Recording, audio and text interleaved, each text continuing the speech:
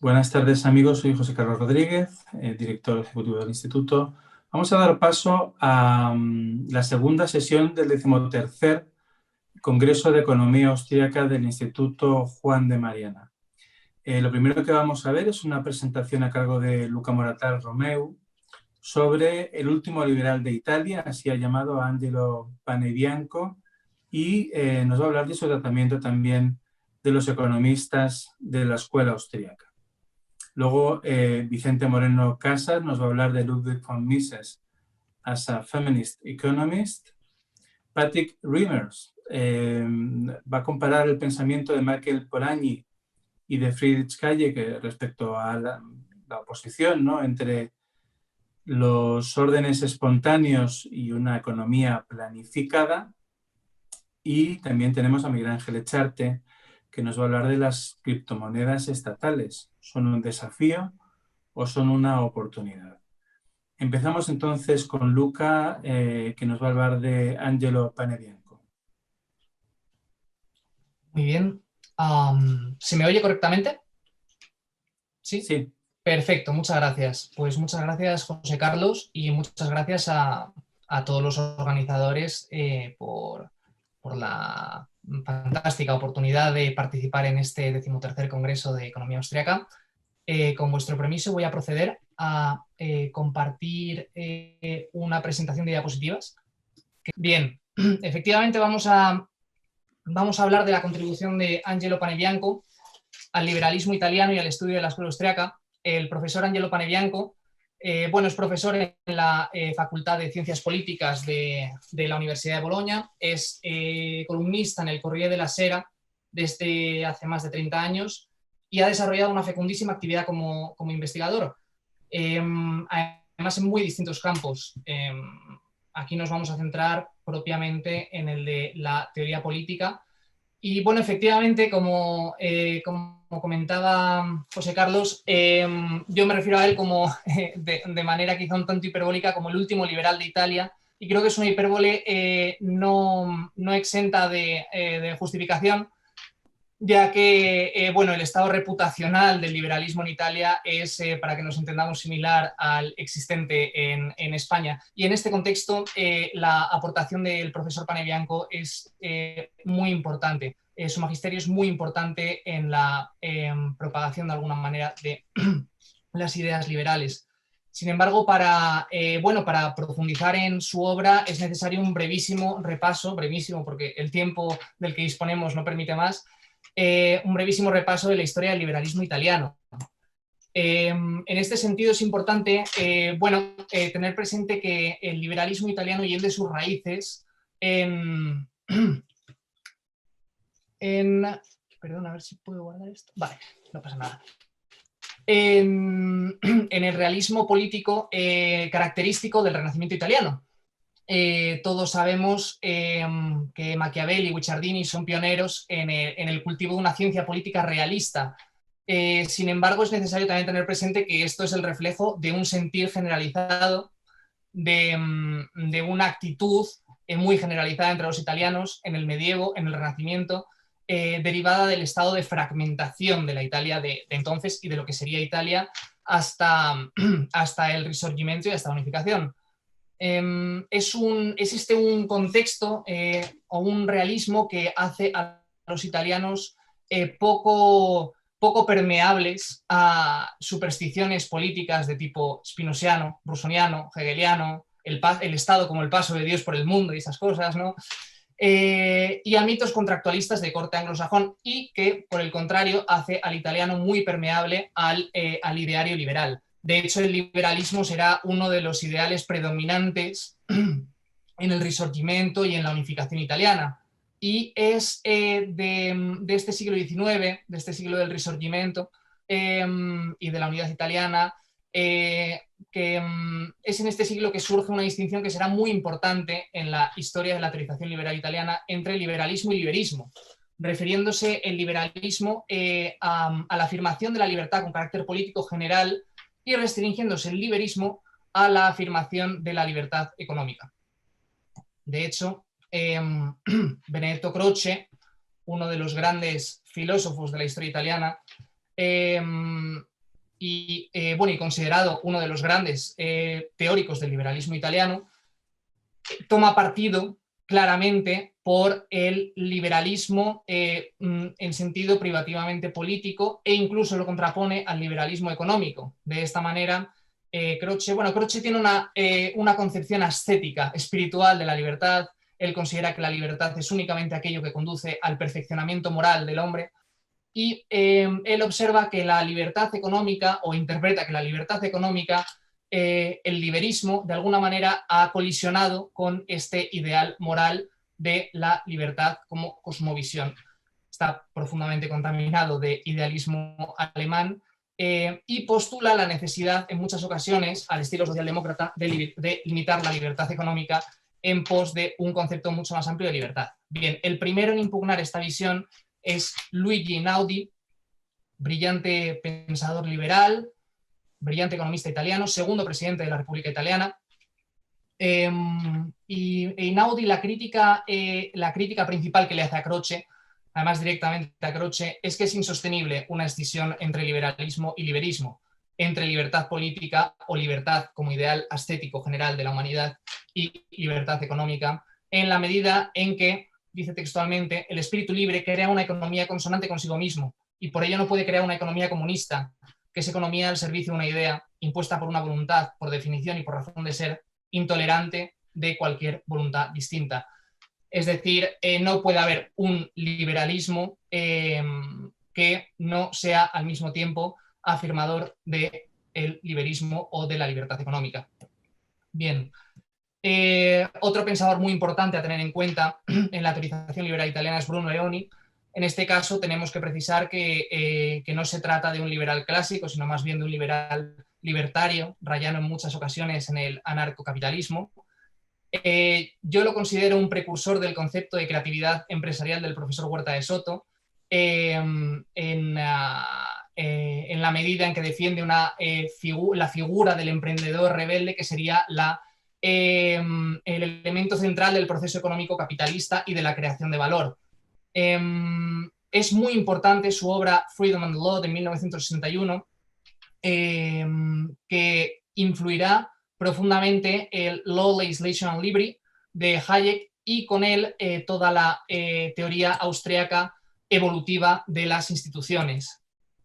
Y finalmente podríamos mencionar a Nicola Matteucci, que en palabras de Angelo Panebianco es uno de los pocos maestros verdaderamente grandes que el liberalismo italiano ha tenido en la segunda mitad del siglo XX. Podríamos destacar muchas ideas de Matteucci, pero la escasez de tiempo nos invita a quedarnos simplemente con estas dos. Por un lado, Matteucci profetiza una inevitable crisis del estado de bienestar en la medida en que tiende necesariamente a la burocratización, por un lado, y a las alianzas numéricas para la defensa de determinados intereses particulares en deterioro de los del bien común y de los del resto de la población, ¿no? Por otro lado, mantuvo una polémica con Norberto Bobbio muy similar a la de Croce e Einaudi, en la que naturalmente no podemos detenernos. Bien, en cuanto propiamente a la contribución de Angelo Panebianco a la teoría liberal, al estudio de la escuela austriaca, se contiene fundamentalmente en estas dos obras, Il potere e lo Stato e la libertà de 2004, La Gracile e le Costituzione della Società Libera.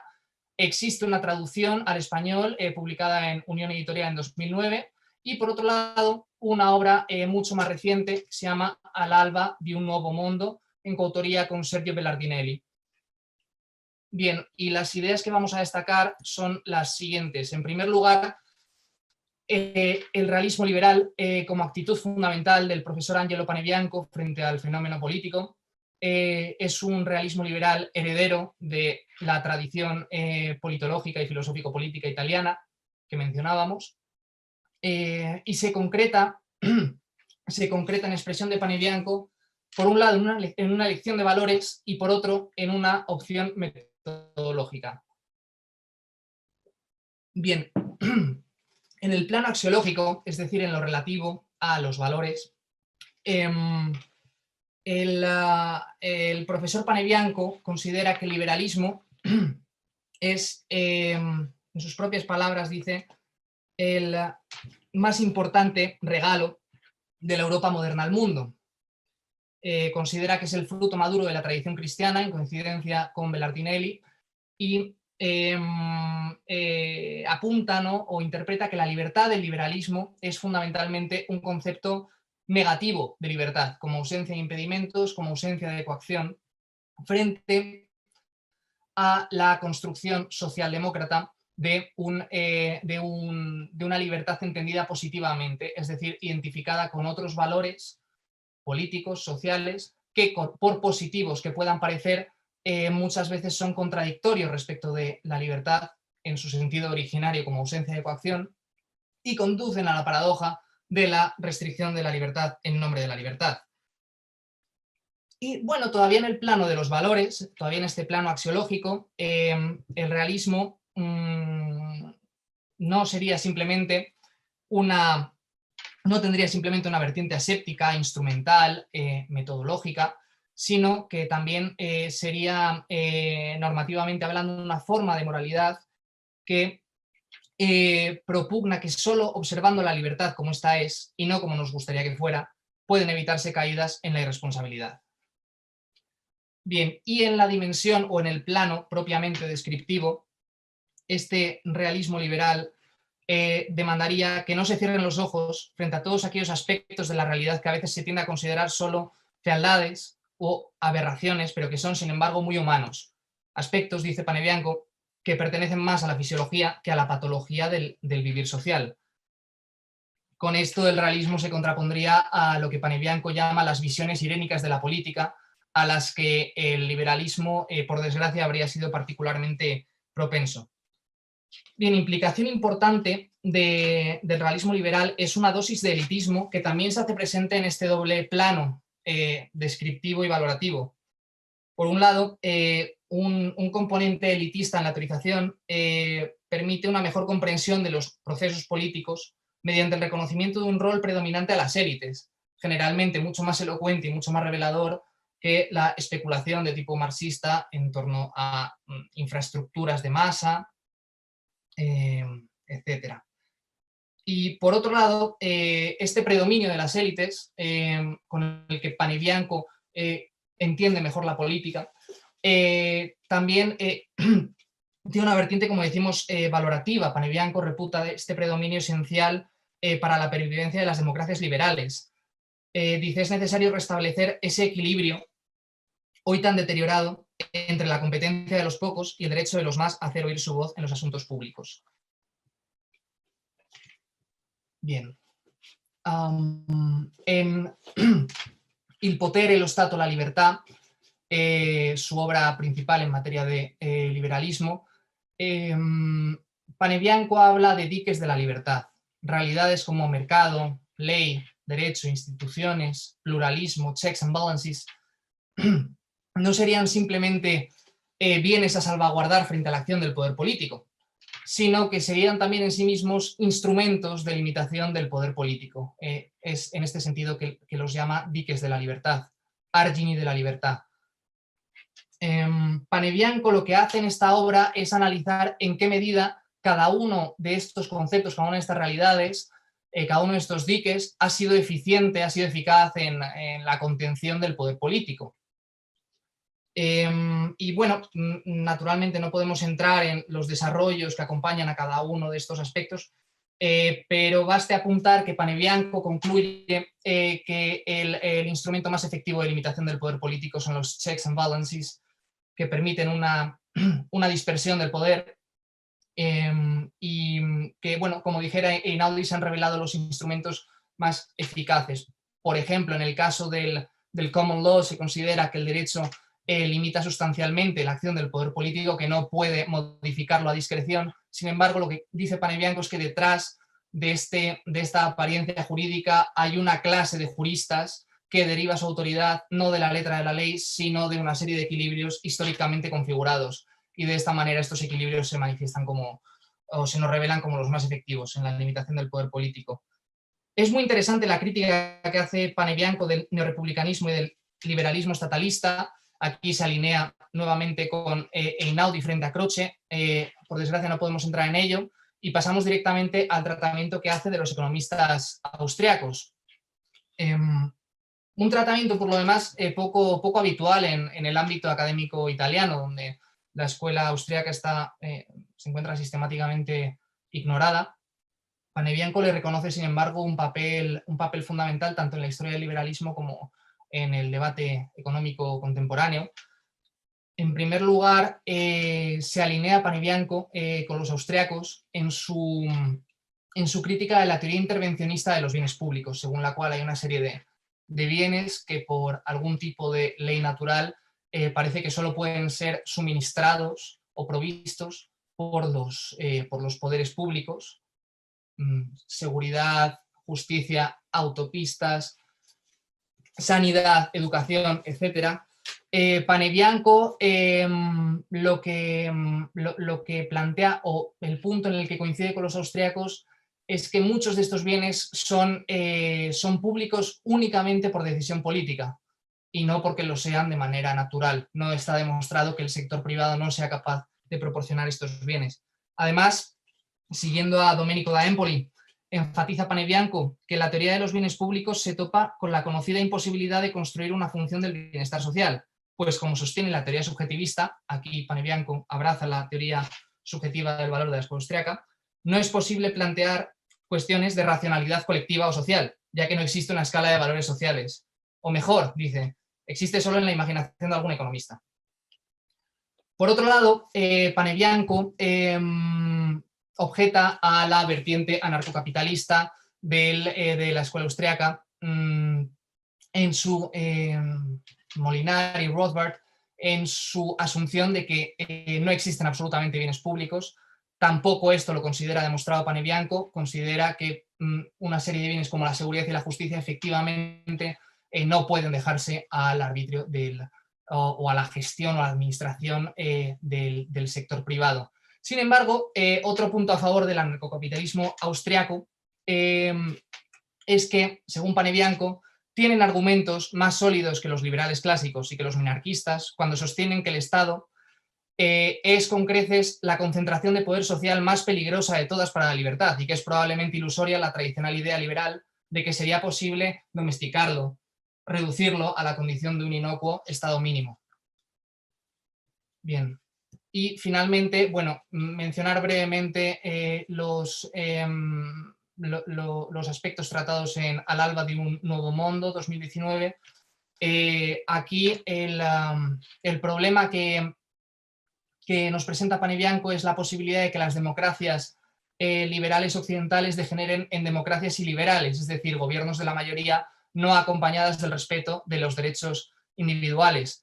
La crítica que le podríamos hacer aquí a Panebianco es si no son esto todavía. En buena medida podría plantearse que ya se han convertido en esto, ya han degenerado en democracias iliberales. Panebianco apunta a una serie de causas que deben complementarse, bueno, el auge populista, la volatilidad de las opiniones políticas, crisis demográfica, etcétera, causas que deben complementarse con esta pandemia que de alguna manera, como ha denunciado en muchos de sus artículos en el Corriere della Sera, ha dado pie a los estados a convertir lo que es un estado de excepción en un estado de limitación de libertad permanente. Estos desafíos tendrían carácter estructural frente al carácter contingente de otros problemas o dificultades ya superados en el pasado por las democracias liberales.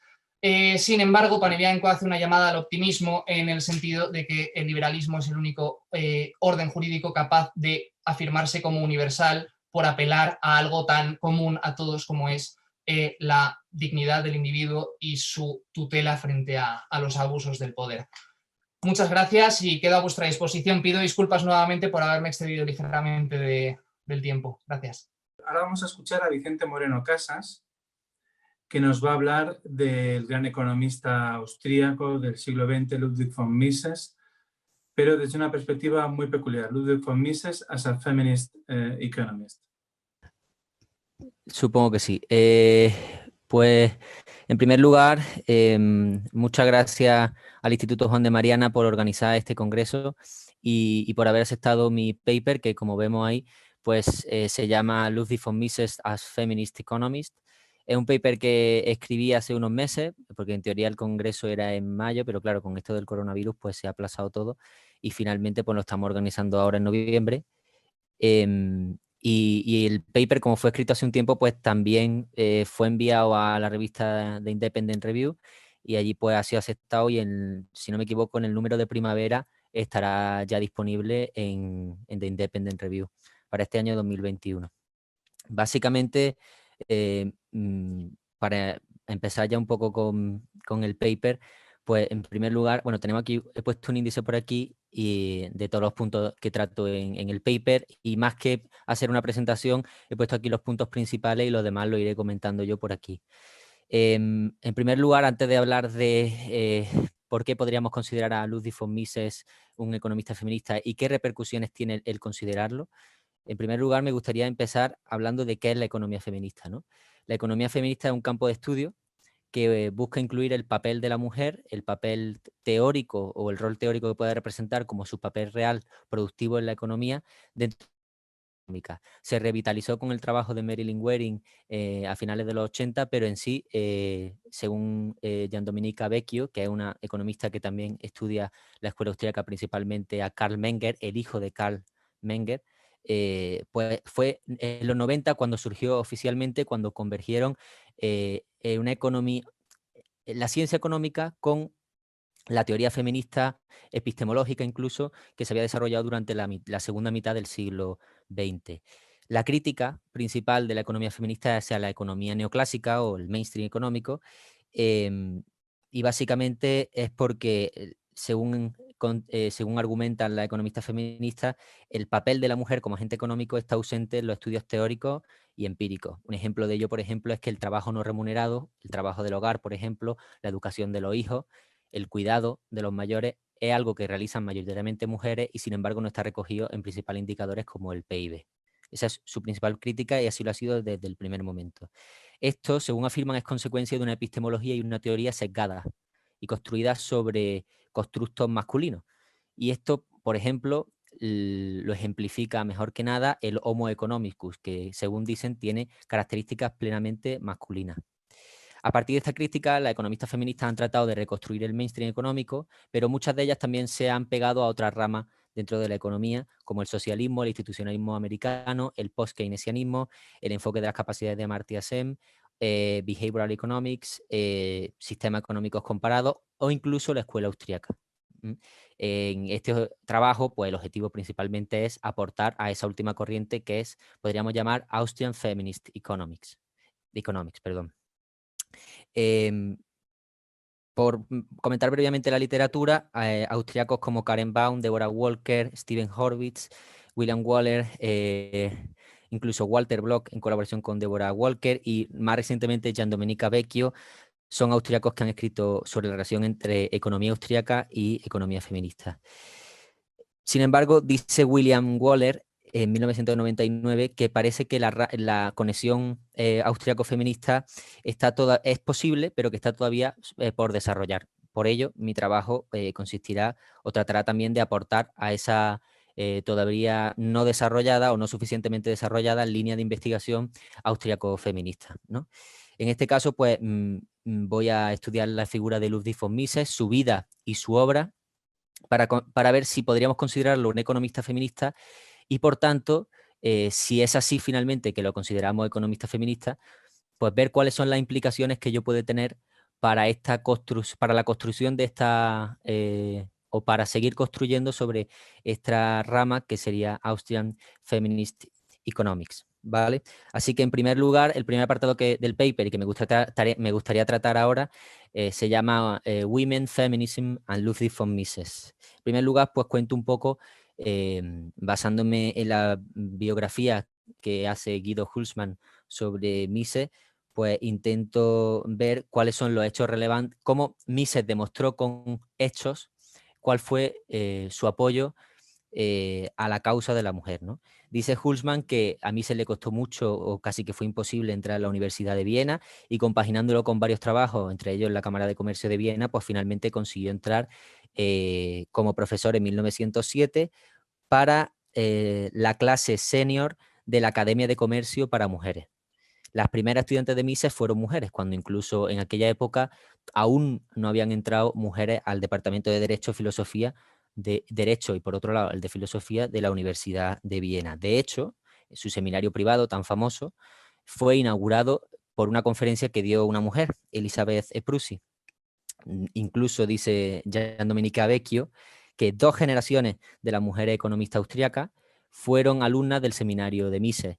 Vecchio lo que hace básicamente en una obra de 2019 es, al igual que los economistas austriacos hombres están estructurados en función de las generaciones, eso mismo hace con las economistas austriacas mujeres y dice que 2 de las generaciones pasaron por su seminario en Austria y en Viena. Esto apoya lo que Hülsmann dice textualmente, que cito yo, es que Mises fue uno de los pocos hombres en una posición líder que activamente promocionó las jóvenes mujeres intelectuales. Mises era consciente de la causa de la mujer y la causa por la igualdad ante la ley y también por su desarrollo y por su libertad económica, podríamos decir. Su mujer, Margit von Mises, decía: Lu, que es como lo llamaba, fue un gran defensor de la mujer y nunca dudó de sus capacidades mentales y sus potenciales. Su seminario en Viena era conocido por las muchas mujeres que asistían y después se convertían en figuras líderes en economía y en educación. Es normal que Mises haga este apoyo de la mujer, pues entra dentro de una tradición liberal clásica. Como sabemos, la cuestión del feminismo surgió en ese liberalismo clásico, con las obras como las de Olympe de Gouges, o Mary Wollstonecraft, o tampoco podíamos dejar atrás a John Stuart Mill, ¿no? Por eso es normal que entendamos, en ese contexto podemos entender esa defensa de Mises de la cuestión feminista, podríamos decir, ¿no? En aquella época en Viena, pues se discutía, en cuenta Vecchio, se discutía la cuestión del feminismo en círculos socialistas y liberales. Por su parte, evidentemente, Mises lo encuadraríamos en los círculos liberales y él pretendió hacer una defensa de la mujer en contra de los ataques socialistas que en ese momento estaban ya vertiéndose mucho antes de las primeras, de la segunda o de tercera ola del feminismo. En su libro Socialismo, de 1920, tiene el 4º capítulo, está dedicado principalmente a eso, y a hablar sobre todo del contrato de matrimonio, que considero que es la principal aportación que hace en este respecto.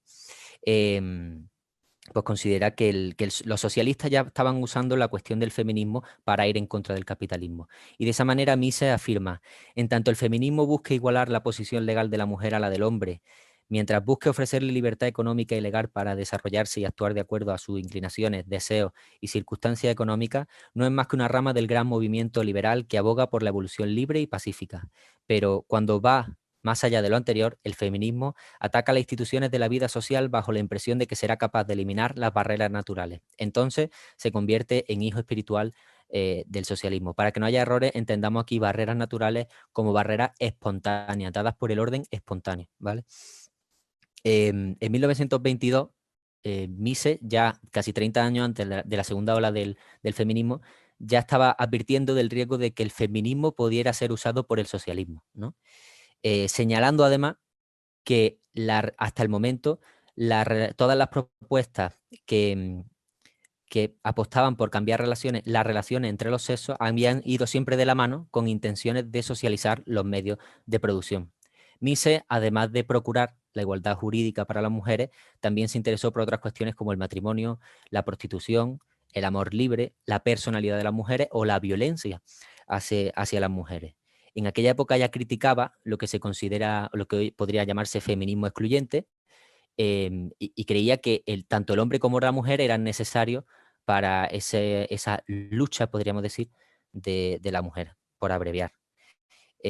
Esto es consistente, evidentemente, con su visión de la cooperación social y la división del trabajo. Si lo vemos desde este punto de vista, la incorporación como igual ante la ley de la mujer a la cooperación y la división del trabajo permitirá que ésta se extienda muchísimo más y por ello tengamos más progreso económico y social.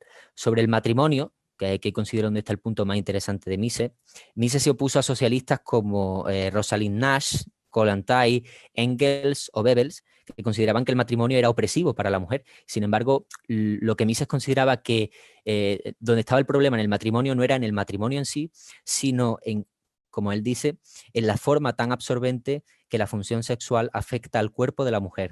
El embarazo y el cuidado de los niños ocurre en los mejores años de la vida de las mujeres, cuando los hombres pueden emplear su tiempo en grandes logros.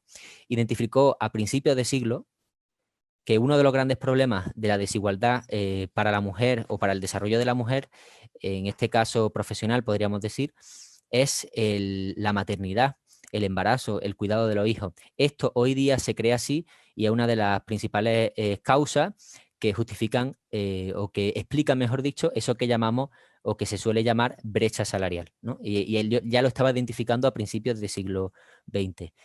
Al contrario que los socialistas, Mises creía que la forma contractual del matrimonio, y esto es muy importante, la forma contractual, que es como lo entendemos hoy en día, como un contrato, es consecuencia del desarrollo de la mujer. Y en ese momento pues hace un análisis sociológico del matrimonio. Él habla de que antes de que existiera el contrato de matrimonio, pues vivíamos en una cosa que llama The Age of Violence, que es la era de la violencia, donde, cito textualmente, el poder ilimitado del hombre caracterizaba las relaciones familiares, donde primaba el principio de la violencia. En ese tiempo, Mises dice que las mujeres estaban subyugadas al hombre, se trataban como objetos sexuales, lo dice Mises textualmente, y la poligamia, interesante punto, era algo común, pues las mujeres eran propiedad del hombre. Esto, dice Mises, que cambió a medida que las mujeres empezaron a casarse como herederas o propietarias. Y así las familias empezaron a ejercer a exigir delante del hombre la monogamia. Poco a poco, al final, la relación la relación de matrimonio entre hombre y mujer se reconoce como un contrato. Esto es clave para la historia del desarrollo de la mujer, porque pasaron de ser siervas a ser partes iguales en un contrato, a ganar la categoría de iguales ante hombres. Por ello, que se establece un contrato, se está reconociendo la propiedad de la otra persona. Este análisis sociológico, que dice Mises que es muy interesante, pudo verse históricamente reflejado, por ejemplo, con la Ley de Propiedad de las Mujeres Casadas de 1870 en Reino Unido, que según Combs 2006 afirma que el hecho de garantizar a las mujeres casadas el derecho a la propiedad incrementó drásticamente el poder de negociación y la cantidad de propiedades de las mujeres casadas. Esto facilitó el incremento del rol de la mujer, por ejemplo, en la inversión. O sea que este análisis sociológico del matrimonio tan interesante y en defensa del capitalismo y la propiedad privada que hace Mises luego se ve respaldado con evidencia histórica, según cuenta Combs. Mises cierra todo este análisis sobre el matrimonio señalando que la forma contractual del matrimonio es una consecuencia del pensamiento capitalista, más concretamente de la cuestión de la propiedad privada y del cálculo económico. Esto tiene varias implicaciones. Una de ellas, principalmente, es que aparte de dar un enfoque al matrimonio totalmente distinto que el que hacen socialistas o el que estamos acostumbrados a ver normalmente, esto tiene grandes implicaciones para el socialismo, precisamente porque sabemos que en el socialismo ni hay cálculo económico ni hay propiedad privada. Y si el cálculo económico y la propiedad privada han sido fundamentales para el desarrollo de la mujer, igual es que en socialismo hubiera sido mucho más difícil o imposible el propio desarrollo de la mujer. Además, podríamos decir que la cuestión del cálculo económico permite que las mujeres, como parte igual en un contrato, puedan tomar mejores decisiones en su esfera productiva y reproductiva, ¿no?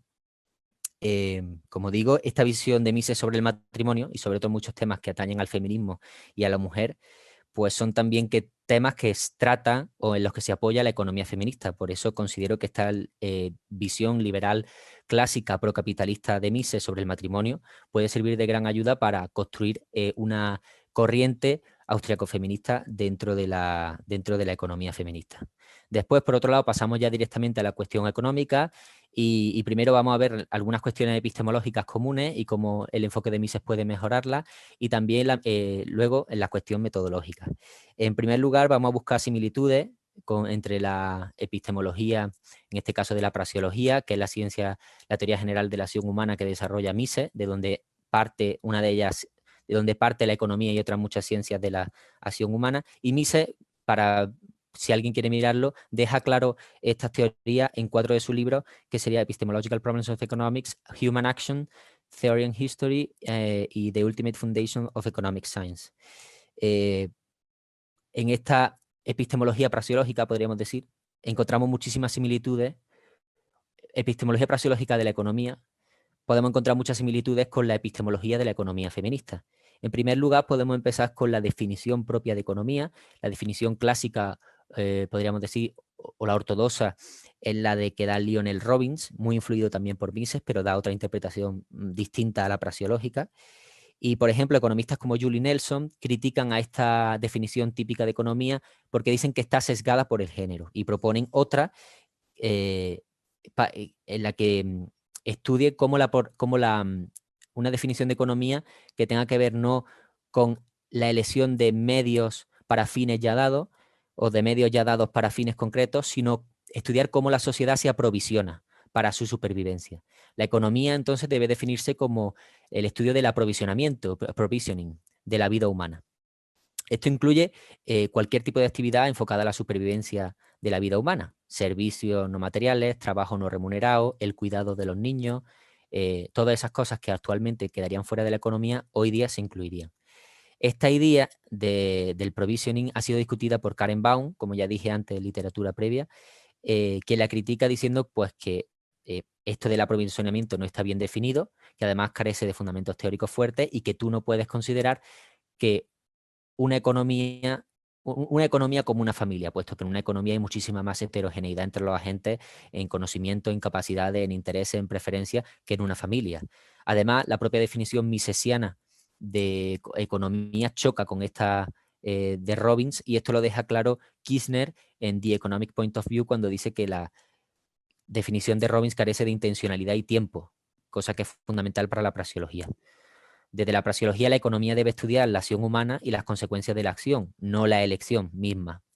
Dentro de esta definición, por tanto, podría entrar la cuestión del aprovisionamiento, pero hemos de decir que el aprovisionamiento tiene el gran problema de dejar ya un fin planteado o tener un fin fijo, que es la supervivencia humana. Desde el punto de vista praxeológico, esto podría ser materialista y algo cerrado, que choca con el subjetivismo austriaco, de hecho, y la economía en general se tiene que definir como la propia acción, sin fines ni medios fijados por el propio economista.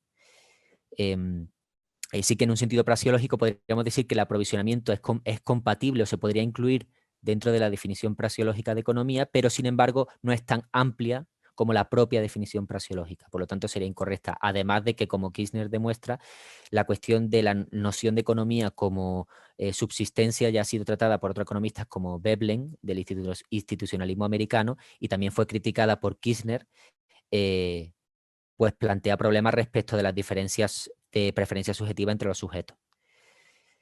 Por otro lado, también podemos ver el enfoque de la economía.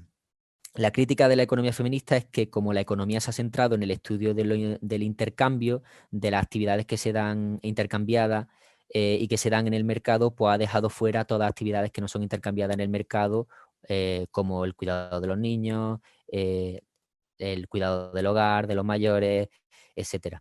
Por tanto, el estudio del aprovisionamiento también debería incluir ampliar el enfoque, por así decirlo, e incluir a esas actividades que no se intercambian en el mercado. Por su lado, Mises concuerda con esta posición, pero porque dice que la economía debe estudiar aquello que comúnmente se llama económico y no económico, porque otra de las críticas de la economía feminista es que lo que no se intercambia no es económico, pero para Mises eso que normalmente se llama económico y no económico también debe de ser estudiado.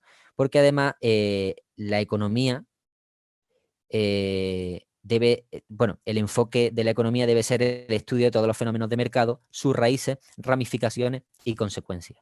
Aquí, por tanto, podríamos incluir dentro de la praxeología el cuidado de los niños, independientemente de cualquier motivo económico o no económico. Así que, de nuevo, vemos otra similitud, tanto en la definición como en el enfoque de la economía, con la economista feminista. Otra idea de la economista feminista es la cuestión de los dualismos y la dicotomía. Harring afirma que hay numerosas dicotomías dentro de la economía: lo público, lo privado, el mercado, la ineficiencia, el objetivo, subjetivo, cooperación, competencia, el egoísmo frente al altruismo. Y lo importante es que estas dicotomías están sesgadas por el género. ¿Por qué? Porque se reconoce que lo masculino es racional, objetivo, individual, competitivo, egoísta, independiente, opera en el mercado, en lo público, mientras que lo femenino es ineficiente, altruista, cooperativo, subjetivo, emocional.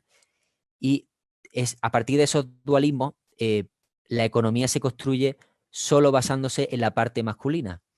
Y eso lo vemos, como ya dicen, ejemplificado en la idea de homo economicus, que si nos damos cuenta de toda esa dicotomía que previamente hemos mencionado, solo se basa en lo objetivo, lo eficiente, la autonomía, la maximización de beneficios, etc. En este sentido, la economía misesiana no se ve afectada por estas dicotomías que la economía feminista ve en la economía neoclásica. Para Mises, los motivos del Homo economicus, ya sean emocionales o no, ya sea maximizador o no, es irrelevante. Como decimos, la economía solo se tiene que centrar en el estudio de la acción humana y sus consecuencias. La prasiología no necesita enfocarse en la elección, solo en la acción y sus consecuencias. Por eso los dualismos no afectan a la economía prasiológica. Por eso podría servir la prasiología de nuevo para la economía feminista. Además, esto se ve ejemplificado, por ejemplo, en la dicotomía de la competencia-cooperación, y esto lo dice Deborah Walker y Walter Block en un paper con otros 2 coautores más, donde dicen que no hay dicotomía entre competencia y cooperación, y Mises mismo lo dice.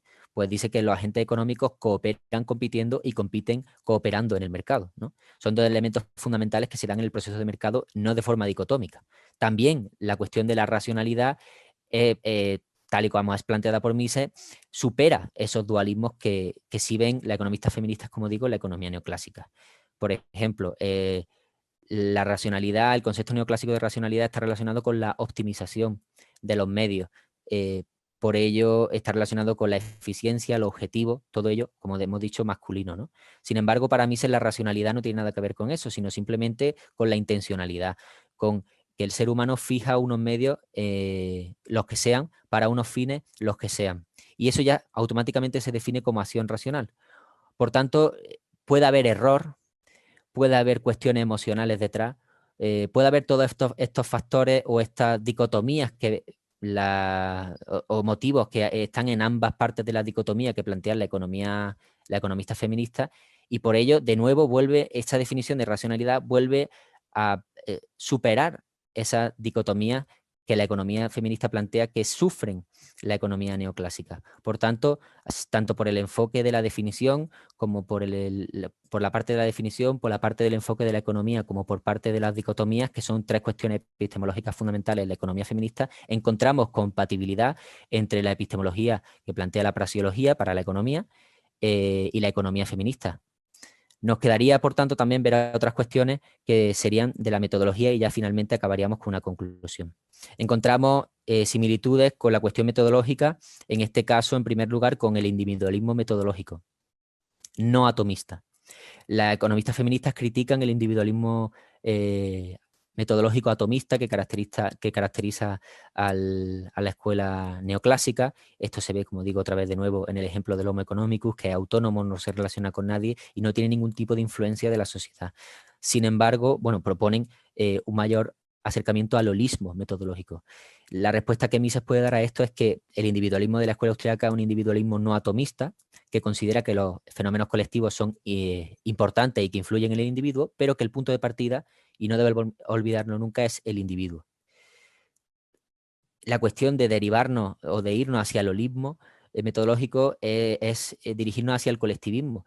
Y precisamente esa es una de las críticas que hace Paula England, economista feminista, a la teoría de la familia de Gary Becker, que es que por considerar la familia como un conjunto y no diferenciar entre sus individuos, no podemos reconocer las relaciones de poder que existen entre los individuos de una familia. Por tanto, en este caso, irnos hacia el holismo, como proponen algunas economistas feministas, sería un error. Quedarnos en un individualismo metodológico no atomista, como propone Mises, donde todo parte del individuo y tenemos que estudiar al individuo, pero también la influencia de fenómenos sociales o colectivos en el individuo, pues sería muchísimo más correcto. Estaría de acuerdo con los postulados, con las pretensiones de la economía feminista, y además aportaría gran valor o precisamente lo que ellas están buscando. Otro punto de vista metodológico es la cuestión del formalismo matemático.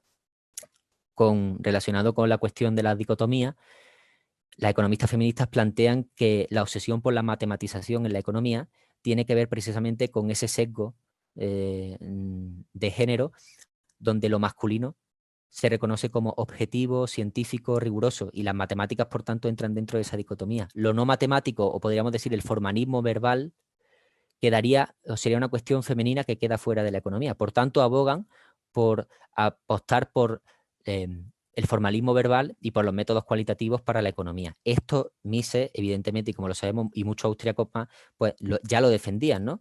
Que las matemáticas per se no eran malas, pero habían hecho más mal que bien a la economía, y que para describir los procesos dinámicos y de procesos de mercado que ocurren en la economía más allá del equilibrio, pues era imposible para las matemáticas poder definirlos, ¿no?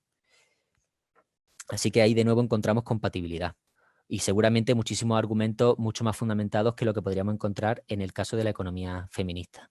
También es interesante otro punto metodológico, que sería que las economistas feministas apuestan por la metodología de retórica de Deirdre McCloskey, y también creen que la historia económica debe ser contada como un storytelling. Además creen que la economía no puede ser value free y que por tanto siempre debemos de juzgar cómo de posicionado está un argumento para estudiar su validez o no. O sea, un sesgo, según ellos, podría quitarle valor a una teoría. Al respecto, creemos que Mises puede ganar, creemos que la economía feminista puede ganar mucho con las aportaciones de Mises. En primer lugar, uno de los puntos epistemológicos de Mises es su distinción entre teoría e historia. La teoría es independiente de la historia y de la experiencia. Y debe estudiar la regularidad en la concatenación de fenómenos tanto en el caso de las ciencias naturales como en el caso de las ciencias sociales. Desde este punto de vista, intentar refutar, dice Mises en Teoría e Historia, una teoría alegando que está sesgada es algo erróneo. La teoría se debe refutar desde la teoría, no alegando que está sesgada. Si alegamos que está sesgada, pero no podemos refutarla por una mejor teoría, no estamos haciendo absolutamente nada. Por lo tanto, lo que da rigor a una teoría no es si no está sesgada, sino la propia teoría. Desde este punto de vista, el valor de la teoría feminista no está en reconocer que la economía neoclásica está sesgada, sino en que propiamente es errónea. No en que esté sesgada, sino que es errónea. Podremos luego encontrar que es errónea porque está influida por sesgos, ¿vale? Pero en sí es errónea. Por tanto, pudiera encontrar otra teoría mucho más acertada en la escuela austríaca que la refuta desde la teoría, no desde los sesgos. Por último, la teoría, en este caso, como dice Mises, sí está libre de valores, en tanto que el objeto de estudio no son juicios de valor, sino la recurrencia de determinados fenómenos que concierne las acciones humanas, y la historia, por tanto, dice Mises que también debe de ser neutral. Lo importante aquí no es cómo posicionado, no es solo ya la percepción o el understanding del historiador, sino que para poder hacer historia necesitamos de la teoría. Si nosotros tenemos una teoría que es errónea para interpretar la historia, interpretaremos la historia de manera errónea. Por tanto, si tenemos una teoría neoclásica sesgada, interpretaremos la historia de manera sesgada. Esto tiene gran valor porque si conseguimos, por tanto, que la teoría austríaca, o hemos dicho anteriormente que la teoría austríaca no supera esos sesgos o esas dicotomías y que es compatible con la economía feminista, desde la teoría austríaca sí se puede interpretar la historia sin errores, podríamos decir, o para ella en este caso sería sin sesgos, ¿no? Por ello es tan importante en este punto, de nuevo, la teoría austríaca también para la cuestión histórica que plantean las economistas feministas. Por último, ya quedan las últimas conclusiones, que básicamente pues, sería decir que además de lo que Mises demostró en vida, con sus primeras alumnas como mujeres, con toda la promoción que hizo de la mujer, todo lo que escribió sobre feminismo, matrimonio, prostitución y demás, también escribió cuestiones económicas fundamentales que tienen muchísimas similitudes con la economía feminista, que pueden aportar mucho valor y rigor y verdad, sobre todo, a la economía feminista, y por ello consideramos que Ludwig von Mises, por lo que hizo y por lo que escribió, se podría considerar un economista feminista, por todas las similitudes que hay, y que además aporta gran valor a esa corriente ya creada y que todavía queda por desarrollar, que sería la economía austríaco-feminista. Así que esa es la intención y motivo de este paper. Y pues nada más. Muchas gracias. Ahora quien va a hablar es Patrick Reimers, que nos va a comparar a Michael Polanyi y a Friedrich Hayek en dos temas muy hayekianos, como son los órdenes espontáneos y la planificación central. Exacto, muy buenas tardes. Soy Patrick Reimers, estoy viviendo en Frankfurt, en Alemania, y mi paper se dedica a la comparación de Michael Polanyi y Friedrich August von Hayek en relación a su concepto del orden espontáneo y posibles cosas que los dos tienen en común, por un lado, y diferencias entre sus conceptos, por otro lado. El trabajo, como he dicho, se trata de Spontaneous Order versus Central Planning, a comparison of Michael Polanyi and F.A. von Hayek. El artículo evalúa y compara los principales pensamientos filosóficos y económicos de estos dos grandes mentes liberales, Michael Polanyi por un lado y representante más conocido igual de la escuela austríaca von Hayek con respecto al concepto del orden espontáneo, porque también en sus obras principales o en muchas de sus obras principales, tanto Polanyi como F. Hayek, destacaron fuertemente la posibilidad de socialismo y la superioridad de un mercado libre versus cualquier intervencionismo público. Y ambos estaban convencidos de que la planificación central no puede ser más eficiente que un orden espontáneo, ya que el conocimiento está disperso y como indicó sobre todo Polanyi, tácito. Entonces, aunque los dos comparten sus preocupaciones principales y tienen ideas muy similares con respecto a estos asuntos, también hay varias ideas diferentes, y entonces el paper se trata de comparar estos dos conceptos y sus énfasis diferentes, como el énfasis de Polanyi en defender los subsistemas como unidades básicas de la sociedad y su enfoque en maximizar la libertad pública, mientras Hayek estaba más interesado en el tema de la libertad individual y no estaba hablando de un orden espontáneo dividido en subunidades como lo hacía Michael Polanyi. Y también se trata después, en el paper, estamos llegando al tema de la policentralidad de Polanyi y cómo este concepto también influyó después pensadores de la Bloomington School, por ejemplo, como Elinor Ostrom, y la conexión que había entre las ideas iniciales de Michael Polanyi, por un lado, y las ideas de Elinor Ostrom. Y también estamos un poco discutiendo la raíz de esta palabra spontaneous order, de quién vino, quién la inventó.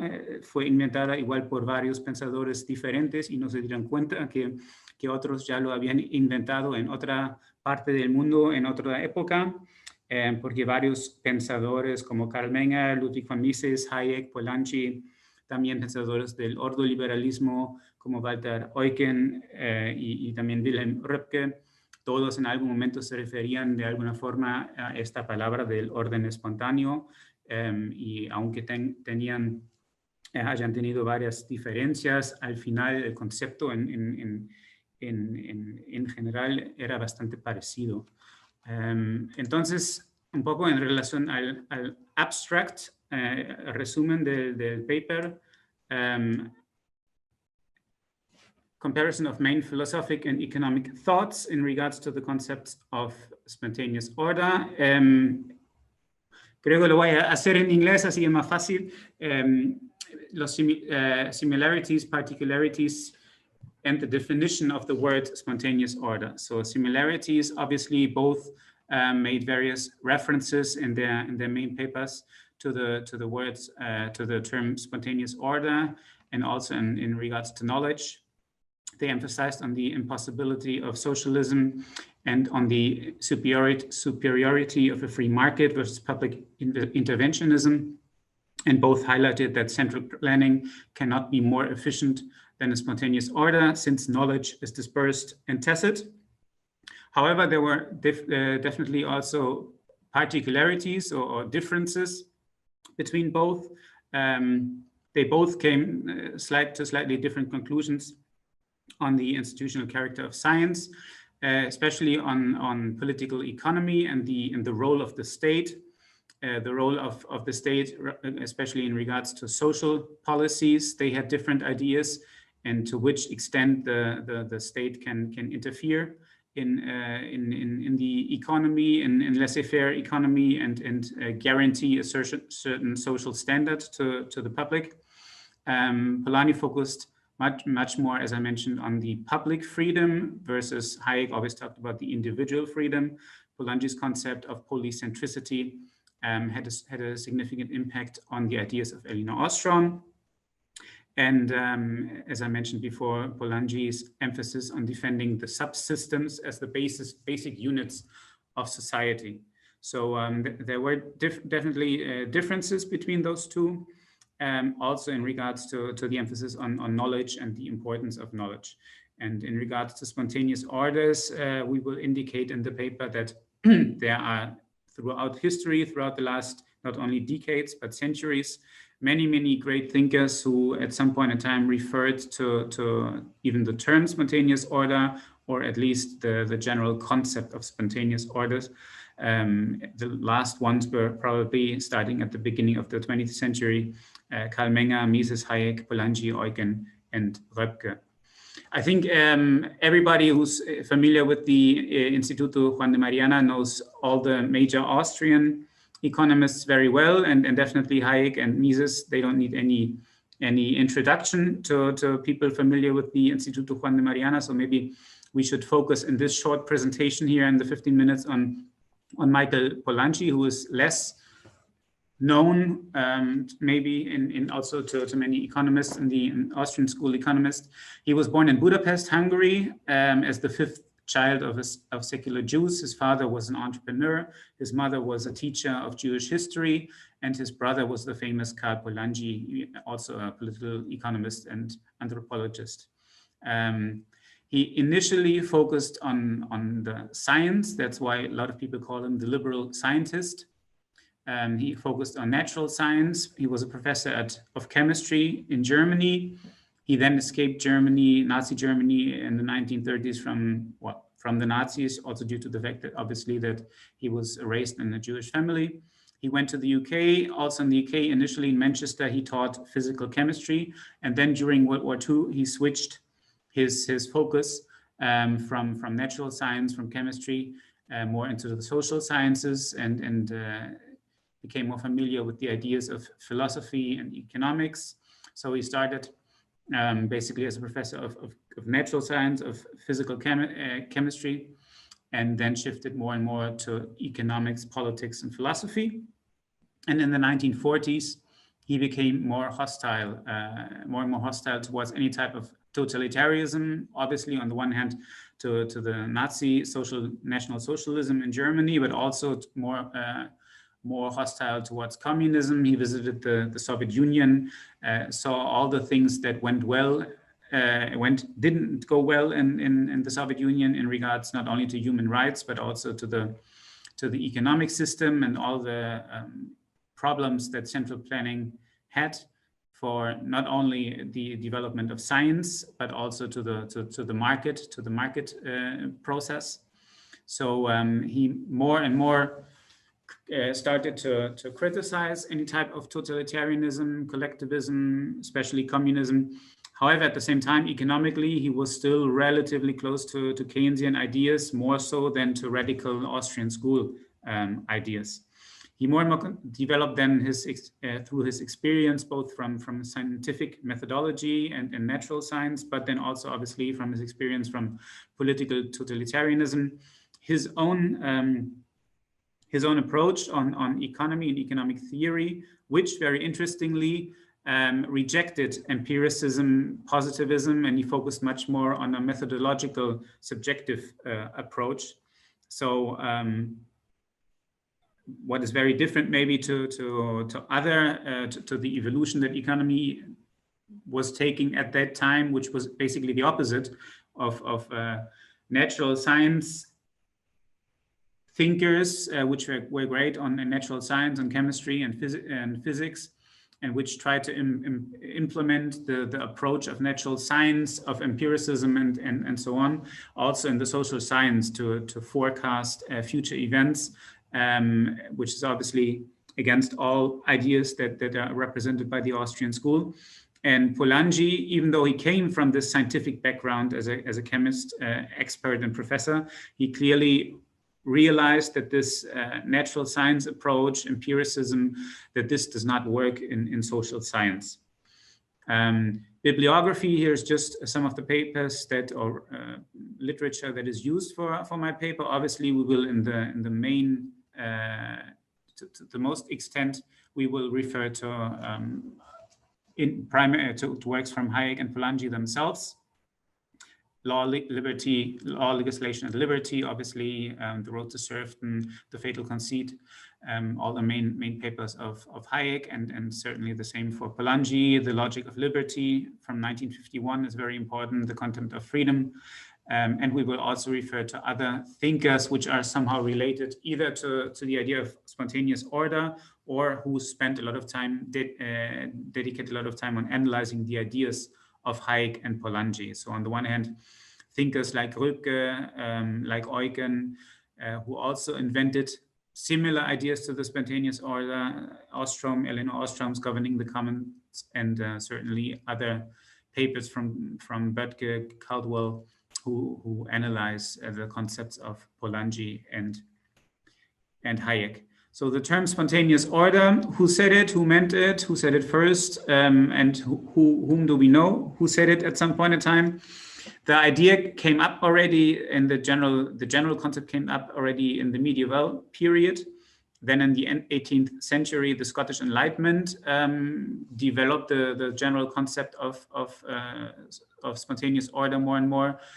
David Hume and Adam Ferguson were two thinkers who used the term already in their papers in the 19th century. Then from France, Frédéric Bastiat and Gustave de Molinari, as well as from England, Herbert Spencer. They all developed ideas similar in regards to the spontaneous order already decades or centuries before Hayek and Polanyi. Then in the end of the 19th century, beginning of the 20th century, with Karl Menger, also the Austrian School of Economics, focused very much on this idea. Mises followed up on the idea. And then in the 20th century, apart from Polanyi and Hayek, there were also other great thinkers like Wilhelm Röpke, like Walter Eucken, like Ortega y Gasset, who all developed ideas in regards to this spontaneous order. So it is very difficult to say who invented the term, because in different parts of the world, in different periods, different great thinkers somehow did their part to develop the concept which we today call the spontaneous order. Knowledge, both developed on the idea of knowledge that is dispersed, that is subjective and often tacit. Dispersal of knowledge means that relevant economic knowledge must be decentralized. So no knowledge is equally accessible to and equally well understood by all persons. It must be decentralized, and it is decentralized. Most relevant to our action is also the concrete and often unique knowledge. So there are particular circumstances of time and place which have an impact on this, and obviously the information contained by cultural rules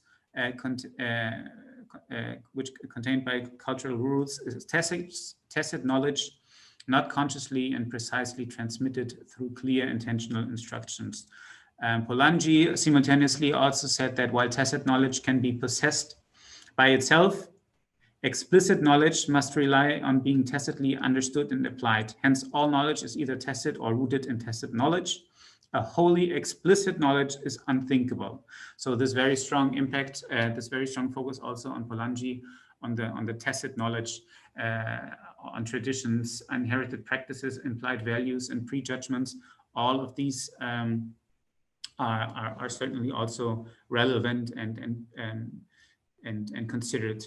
What they agreed on, both Hayek and Polanyi, are what I mentioned, three main aspects: the decentralized knowledge that is tacit, that also due to the spread of knowledge the central planning and socialist approach is impossible. Economic and political orders are so complex and involve so much scattered information that no central authority could provide the details required to design them. So therefore, knowledge must be cannot be artificially concentrated into a single entity.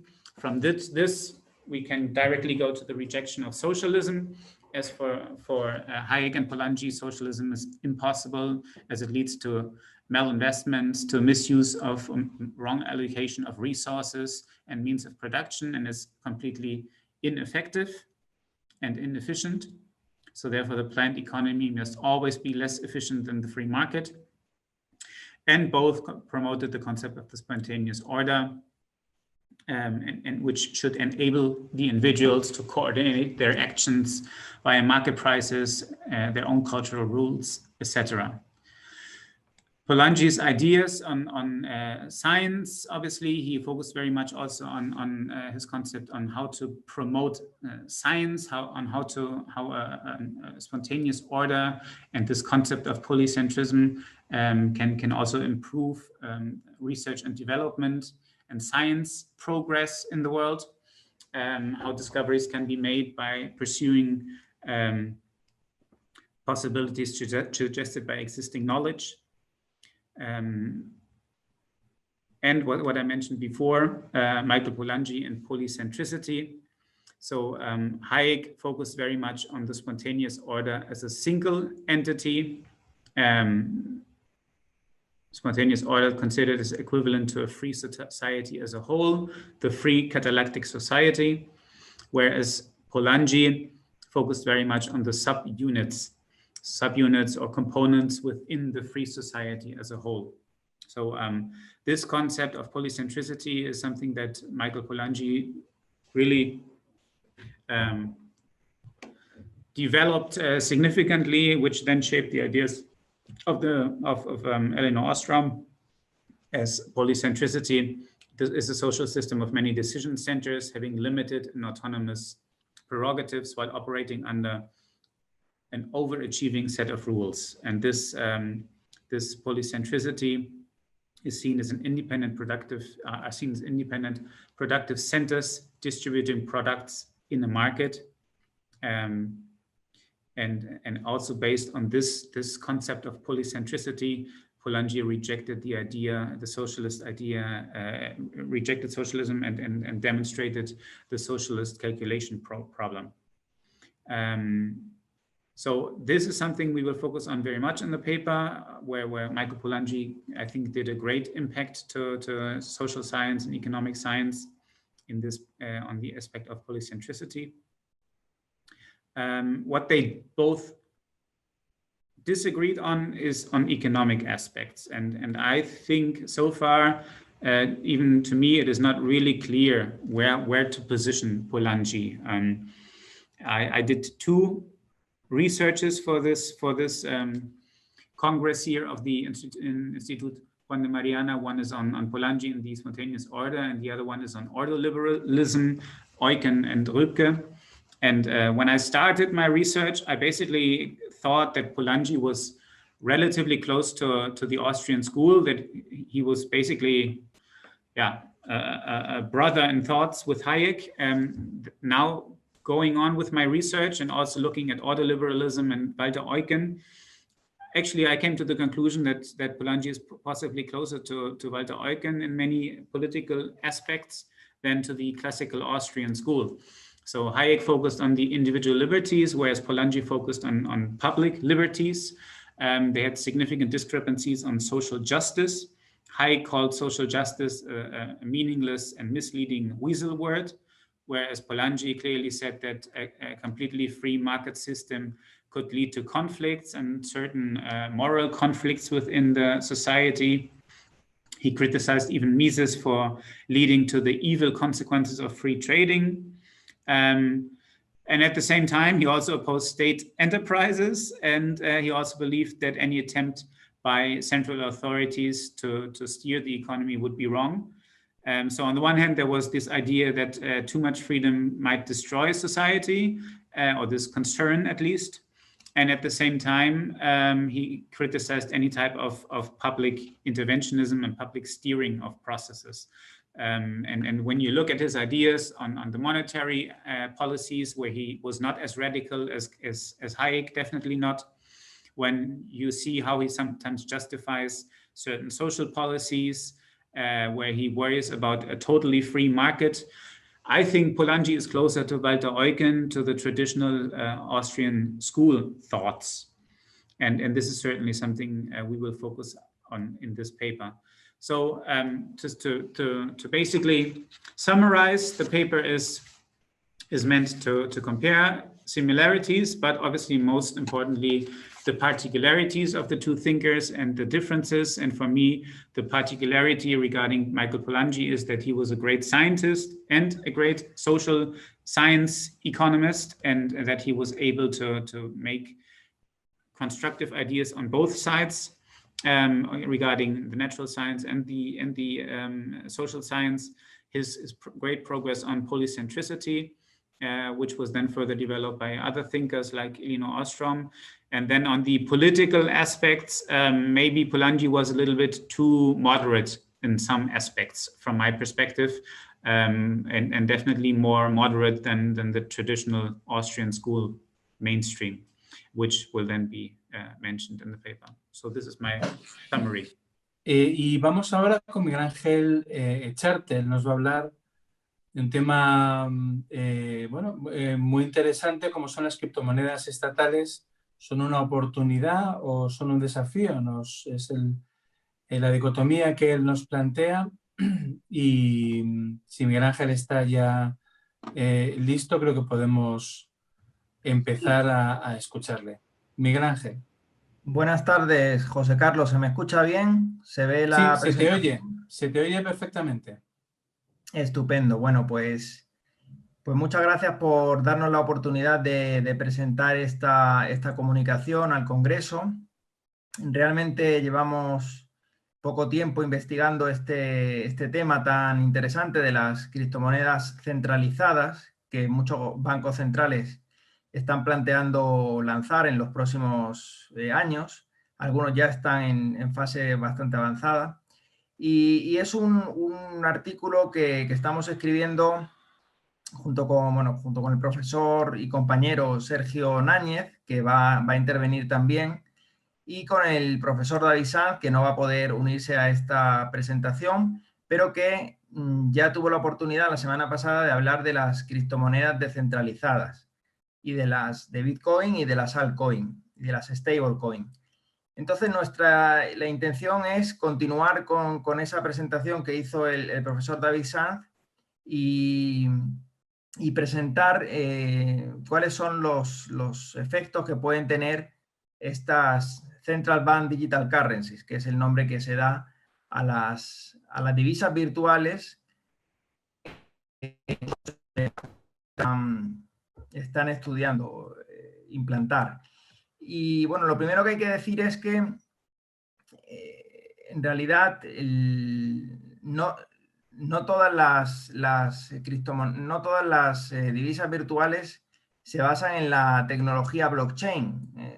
Es posible que algunos países, por ejemplo China, sí están ya en marcha el proyecto de lanzar una criptomoneda de yuan digital basada en la tecnología blockchain, porque la tecnología blockchain de cadena de bloques permite centralizar este proceso de emisión de dinero virtual, pero hay otros proyectos que no tienen por qué estar basados en esta tecnología, ¿no? Por ejemplo, el que vamos a comentar con más detalle, que es el último informe que se ha presentado sobre esta cuestión, que es un informe del mes de octubre, un report del Banco Central Europeo, donde se analizan los escenarios que está estudiando el Consejo de Gobierno del Banco Central Europeo para lanzar el euro digital.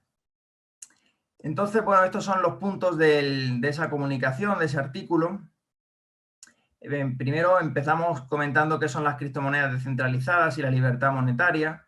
Bueno, pues como todos sabéis, en el año 2008 surge Bitcoin.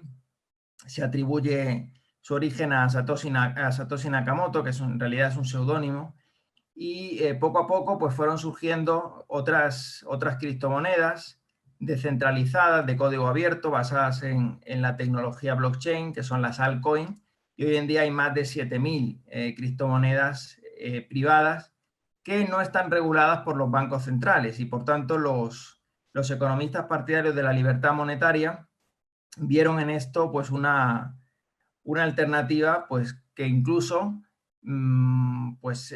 tenía paralelismos con la propuesta que hizo Hayek en el año 76 con su famosa obra La desnacionalización del dinero, donde Hayek plantea las ventajas que tendría un sistema competitivo donde los bancos privados emitieran sus propios billetes y no hubiera leyes de curso legal o forzoso ni banco central que supervisara, regulara a esas entidades, ¿no? Y hubo un debate entre partidarios de la banca central y de la banca libre. Dentro de la banca libre, pues a su vez hay quienes defienden el coeficiente de caja del 100%, como Huerta de Soto, Walter Block o Rothbard, y otros que no están en esa línea, como por ejemplo George Selgin o Lawrence White. Pero en definitiva los partidarios de la economía de mercado, de la libertad económica, pues vieron con buenos ojos el surgimiento de estas criptomonedas descentralizadas. Lo que ocurre es que el precio es muy volátil y no se han consolidado como medios de cambio común y generalmente aceptados, es decir, como dinero propiamente dicho. Son activos monetarios, pero no han llegado al gran público, en parte por esa gran volatilidad. Y también veremos cómo algunos gobiernos han tratado de regularlas con poco éxito, tanto en el ámbito de Europa como, por ejemplo, en China, que en 2017 prohibió las operaciones, el trading con Bitcoin. Porque, lógicamente, los bancos centrales ven una gran competencia por parte de estos medios de pago privados alternativos y, sobre todo, cuando el año pasado anunció Facebook la creación de Libra, pues eso ha hecho que los bancos centrales intenten reaccionar también, ¿no? En el caso de Libra hay que mencionar que sería una stablecoin porque estaría respaldada por una cesta de divisas. Entonces, Libra sería un activo y un pasivo financiero, a diferencia de Bitcoin, que no se puede considerar un activo financiero ni un pasivo. Al final, todo activo financiero es un pasivo para el que lo emite y un activo para el que lo compra. Pero en el caso de Bitcoin, la principal ventaja que tiene es que su valor no depende de la política monetaria de los bancos centrales, ¿no? Y en el caso de Libra, como estaría respaldada por esta cesta de divisas, pues su valor está vinculado a la evolución de las principales monedas fiduciarias, ¿no? El euro, el dólar, el yuan o cualquiera que sea la cesta que definitivamente elija esta asociación Libra, que es la que respaldaría el valor de esta moneda virtual. Es privada, permitiría reducir la volatilidad, pero como mayor riesgo, pues sería que al final depende de esa política monetaria de los bancos centrales. Y mi compañero va a analizar casos más concretos, sobre todo el de China, que es el más interesante porque es el primer país, digamos, importante a nivel geopolítico que ya ha puesto en marcha, en plena pandemia además, una fase de entregar a ciudadanos de 4 ciudades de China pues la posibilidad de que compren con esta yuan digital, ¿no? Y también hablará del caso de Suecia, que es muy interesante.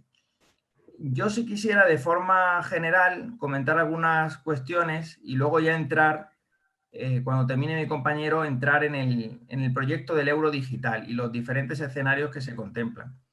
En principio, la idea de lanzar una criptomoneda centralizada o una divisa virtual centralizada, pues tiene una serie de ventajas para los bancos centrales, que básicamente son pues la de intentar reducir el blanqueo de capitales o el fraude fiscal, intentar fomentar o potenciar la digitalización de la economía, la inclusión financiera en países en vías de desarrollo, pero sobre todo, no nos engañemos, el principal objetivo es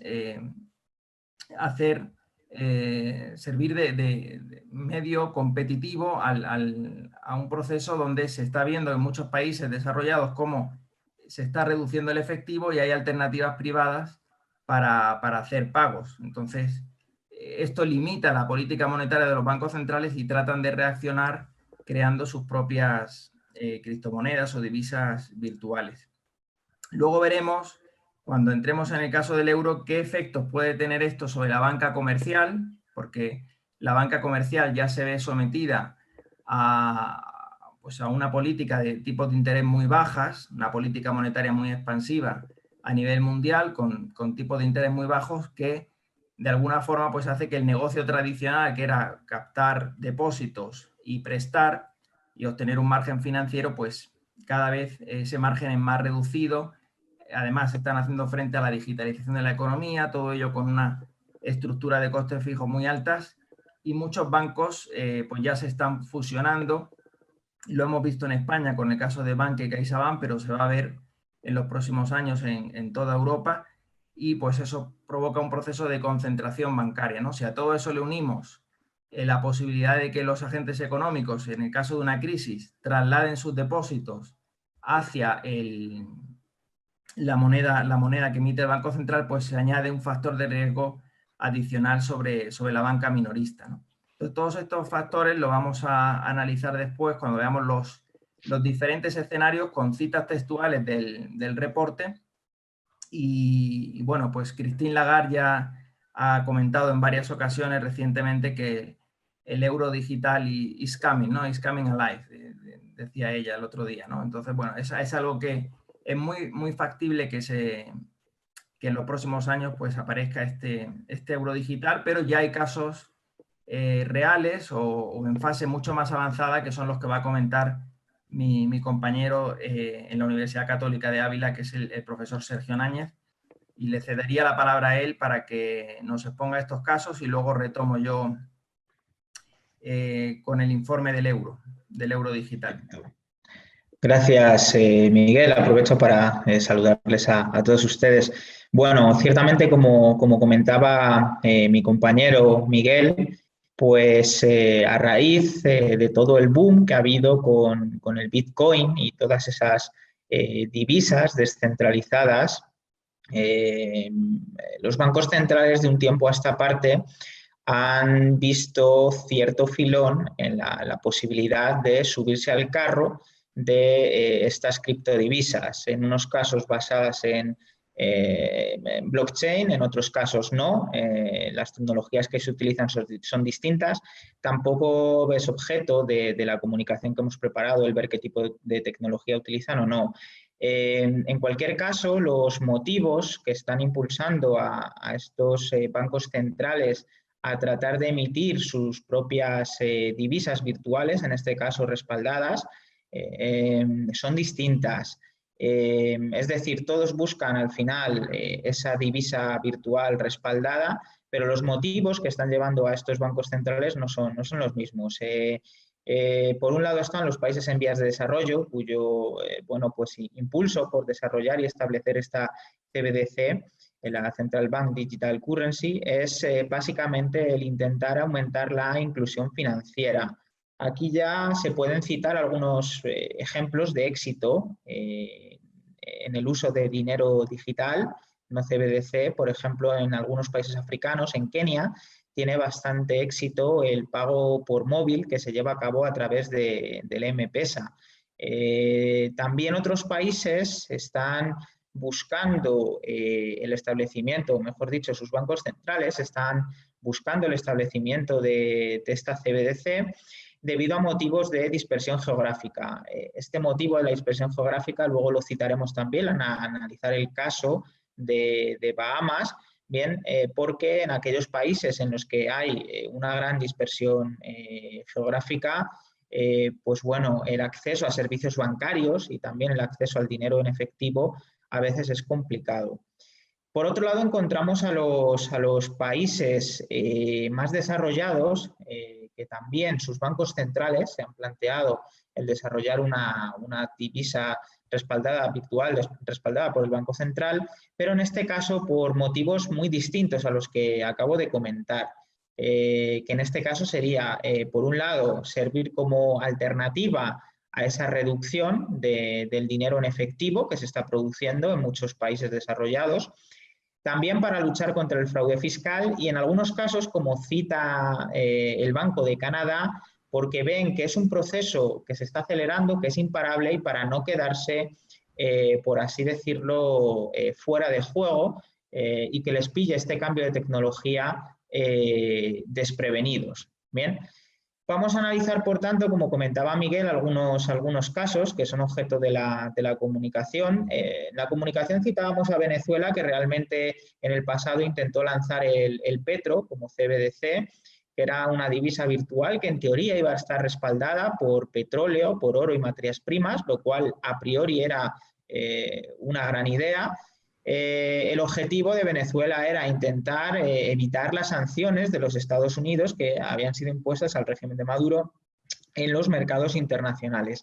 Solamente lo hemos citado, pero en este caso, bueno, fracasó porque no ha tenido éxito y tampoco se han facilitado datos que permitan realizar un análisis sobre esta CBDC. Vamos a centrarnos entonces ahora, y aparecen en la siguiente diapositiva, como podemos ver, un mapa en el cual está marcado en color claro qué países han estudiado, se están planteando el establecimiento de una posible divisa virtual respaldada por el Banco Central y como vemos a la cabeza se encuentran algunos como son China, las Bahamas y Suecia. Por lo tanto, voy a centrar el análisis en estos tres países que son, por así decirlo, los que más avanzados van. Vamos en primer lugar con el caso de China. Bien, China se trata de una sociedad en la que está muy acostumbrada a realizar los pagos digitales.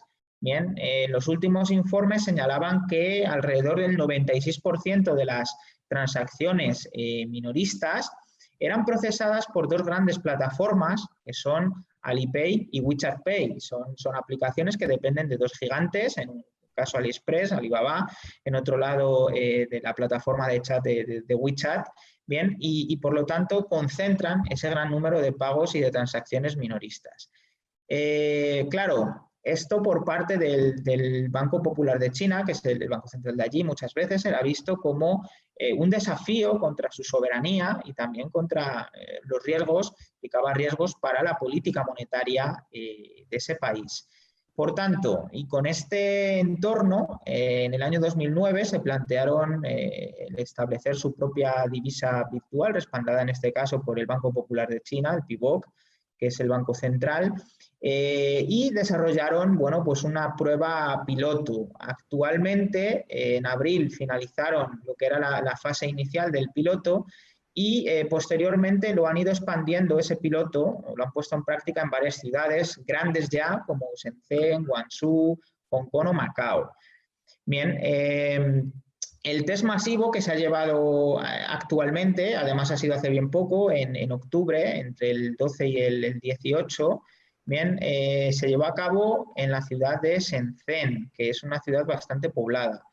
Entonces, ¿cómo ha testado el Banco Popular de China la viabilidad o no de la CBDC aquí? Bueno, organizaron una especie de lotería en la que el Banco Central chino repartiría dinero digital en carteras digitales a determinados ciudadanos. Para que nos hagamos una idea de la magnitud, solicitaron participar más de 2 millones de personas en este piloto, pero solamente resultaron agraciados 50.000 personas que recibieron en su cartera digital unos 200 yuanes, que al cambio aproximadamente son unos $30 aproximadamente. Tenían que gastarlo para ver los hábitos de consumo y ver si esto funcionaba. Y al término de la prueba, el 95% había gastado no solo toda su billetera, sino que había recargado más dinero. Por lo tanto, parece que funciona. Ahora bien, sí se han recibido también algunos informes en el que se decía que muchos de los usuarios que utilizaban esas plataformas que he citado antes, privadas, como Alipay o WeChat Pay, decían que Tampoco les había impresionado la divisa central emitida por el Banco de China, porque no ofrecía absolutamente nada diferente a lo que ya hacían otras aplicaciones de pago en línea, privadas en este caso, como Alipay y WeChat Pay. Como nota negativa, podemos destacar aquí sobre esta CBDC establecida por el Banco de China, que detrás de ello puede implicar un mayor control por parte del gobierno chino sobre el comercio y sobre los ciudadanos, y esto evidentemente va en contra de la libertad. También miembros del Banco Popular de China habían establecido en algunos informes que otra de las ideas para establecer este yuan digital es tratar de luchar contra el dólar en el comercio mundial y que sus socios comerciales adopten este yuan digital. A priori, la competencia entre divisas que podría darse sería positiva, bien, esa lucha entre el dólar y el yuan, y sobre todo lo que puede llevar detrás aquí es que puede tener un efecto disciplinador sobre la Reserva Federal y sobre el Banco Central Europeo si finalmente deciden emitir su divisa digital, porque bueno, vemos que este yuan en teoría tiene esa paridad 1 a 1 con el yuan clásico y va a obligar en muchos casos a que la política monetaria que está siendo muy expansiva, ya lo comentaba antes Miguel, bueno, pues tengan que ser mucho más prudentes con el tipo de política que están desarrollando estos bancos centrales. Por otro lado, otro de los casos de análisis era el de las Bahamas. Bien, Bahamas, junto con China, va en la cabecera en el desarrollo e implementación de esta CBDC, y hace escasos días, a través de Twitter y de radio, el CBOB, que es el Banco Central de las Islas Bahamas, anunció que tras las pruebas piloto que había llevado a cabo, implementaba el llamado Sand Dollar o dólar de arena, bien, que es su divisa virtual respaldada por Banco Central. En este caso, el sistema que han utilizado son unos tokens que emite el Banco Central de Bahamas, que se llama, como hemos dicho, Sand Dollar, y es una representación cripto del dólar físico o efectivo físico emitido por las Bahamas. Esto va a facilitar la integración como método de pago en las redes de pago existentes, y además el Banco de Bahamas se ha apresurado a aclarar que hay una paridad 1 a 1 entre el dólar de las Bahamas físico y el Sand Dollar, el CBDC que ha emitido recientemente el banco. Recordemos además que en el caso de las Bahamas, el dólar de Bahamas está vinculado al dólar estadounidense. Bien. De momento esta CBDC solo va a estar disponible de forma nacional, pero ya vemos las intenciones que tiene este Banco Central de las Bahamas, porque piensan abrirlo al resto del mundo. En el análisis que hemos realizado, nosotros pensamos que esto es bueno porque va a poder implicar una mayor competencia entre las divisas, en este caso entre las divisas virtuales, con el beneficio además de estar respaldado por un banco central. En el caso de Bahamas, el motivo fundamental que ha lanzado a las Bahamas a lanzar su propia CBDC y operar una CBDC junto con China es un motivo absolutamente opuesto al que esgrimía el Banco Popular de China sobre el uso de una sociedad en la que el uso de los pagos digitales está muy extendido. En el caso de las Bahamas, la argumentación que han dado ha sido la gran dispersión geográfica que existía en el país, son muchas islas, microislas, en muchos casos que dificultaba que gran parte de la población pudiera acceder a servicios bancarios y, por lo tanto, al dinero en efectivo.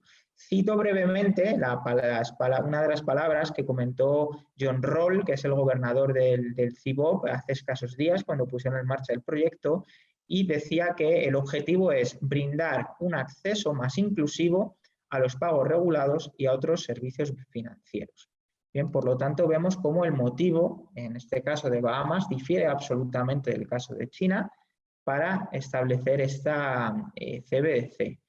Vamos ahora a analizar el caso de Suecia, país europeo que en la actualidad es uno de los países que presenta una menor cantidad de dinero físico en circulación. Bien, curiosamente, y tal y como señala el profesor Huerta de Soto, Suecia fue el primer país europeo donde empezaron a circular los billetes bancarios, los billetes bancarios efectivos tal y como conocemos hoy en día, y su banco central es uno de los más antiguos del mundo moderno. Bien, comenzó a operar como un banco privado con un coeficiente de caja del 100% y tras su quiebra pues, fue nacionalizado. Bien, esto citaba el profesor Huerta de Soto. Volviendo al caso, según el Riksbank, que es el Banco Central sueco, la cantidad de dinero en efectivo ha ido cayendo considerablemente desde el año 2007, incluso se ha reducido a la mitad. Como estáis viendo en el PowerPoint actualmente, la línea de color azul claro es la que representa Suecia. Vemos cómo los billetes y monedas en circulación han caído, en algunos casos, abruptamente, al contrario de lo que pasa en otras zonas monetarias, donde, pese al establecimiento de otros medios de pago, digitales, etcétera, sí ha seguido creciendo el dinero físico en circulación. Bien, además, Nicola Fabris nos señala que solamente el 13% de los suecos utilizan dinero para pagar en efectivo, y mientras que en el resto de Europa la media se sitúa en torno al 80%.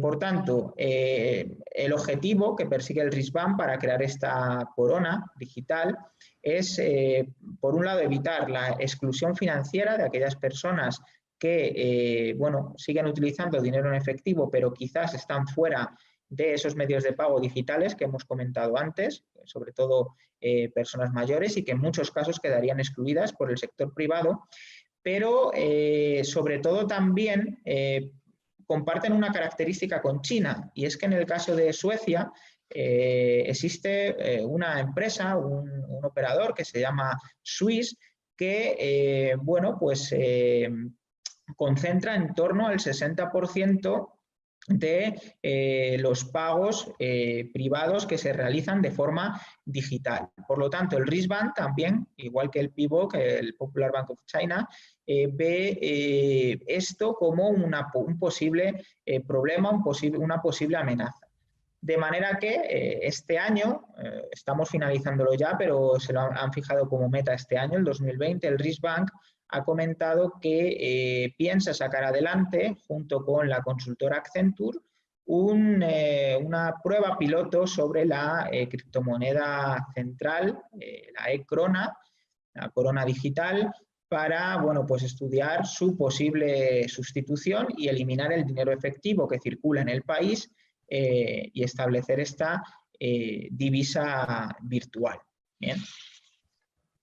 Pasamos ahora a ver las ventajas e inconvenientes y sigue con la presentación mi compañero Miguel. Muchas gracias, Sergio, por la parte que has comentado de la comunicación, que son los casos particulares de Suecia y China, sobre todo, también de Bahamas.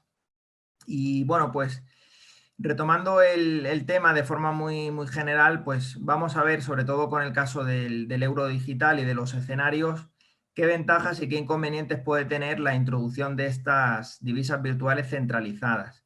Una de las ventajas que ya ha señalado Sergio para países en vías de desarrollo es la capacidad de lograr una mayor inclusión financiera, ¿no? Esto se ha visto también en Kenia, por ejemplo, con el M-Pesa, aunque es un sistema privado, pero los bancos centrales, los gobiernos también pueden intentar potenciar esa inclusión financiera con la introducción de un dinero virtual centralizado. Aquí hay que recordar que, por ejemplo, un caso interesante es el de Ecuador, que en el año 2014, a través del Código Monetario y Financiero, introdujo un dinero electrónico gestionado por el Banco Central en régimen de monopolio, aunque en el año 2017, cuando llegó al poder Lenín Moreno, lo trasladó ese sistema a la banca privada. No funcionó muy bien, sobre todo en países con una economía informal muy importante, pues el efectivo sigue siendo muy demandado y no tuvo éxito, pero uno de los objetivos que se planteaba el gobierno, en ese caso de Rafael Correa, era potenciar esa inclusión financiera, ¿no? Otra posible ventaja es el apoyo a la digitalización de la economía, que ya sabéis que es una de las líneas de inversión que quiere fomentar la Comisión Europea en este plan para los países que se acojan al Recovery Fund, al plan de recuperación económica, que luego vamos a ver.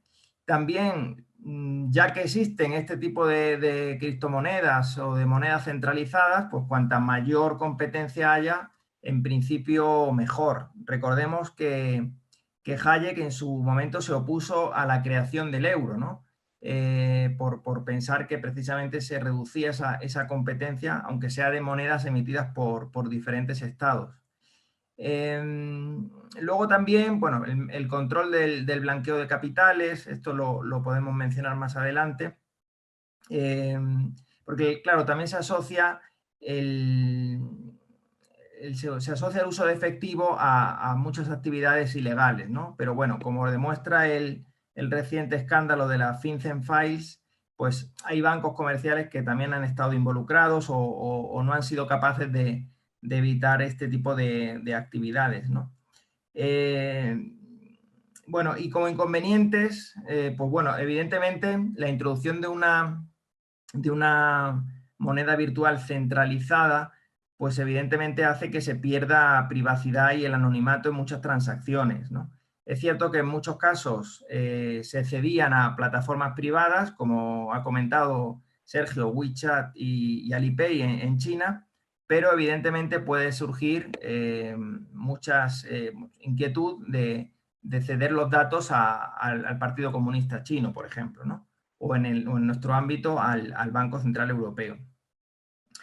Evidentemente, lo vamos a comentar también con detalle, hay un mayor riesgo de una retirada de depósitos en caso de un pánico bancario. Es decir, si se produce una crisis financiera, pues los agentes económicos intentarían, pensamos, pues trasladar sus depósitos en moneda física que están en los bancos comerciales, pues a la divisa que ha emitido el Banco Central, por considerar que es más segura y más fiable.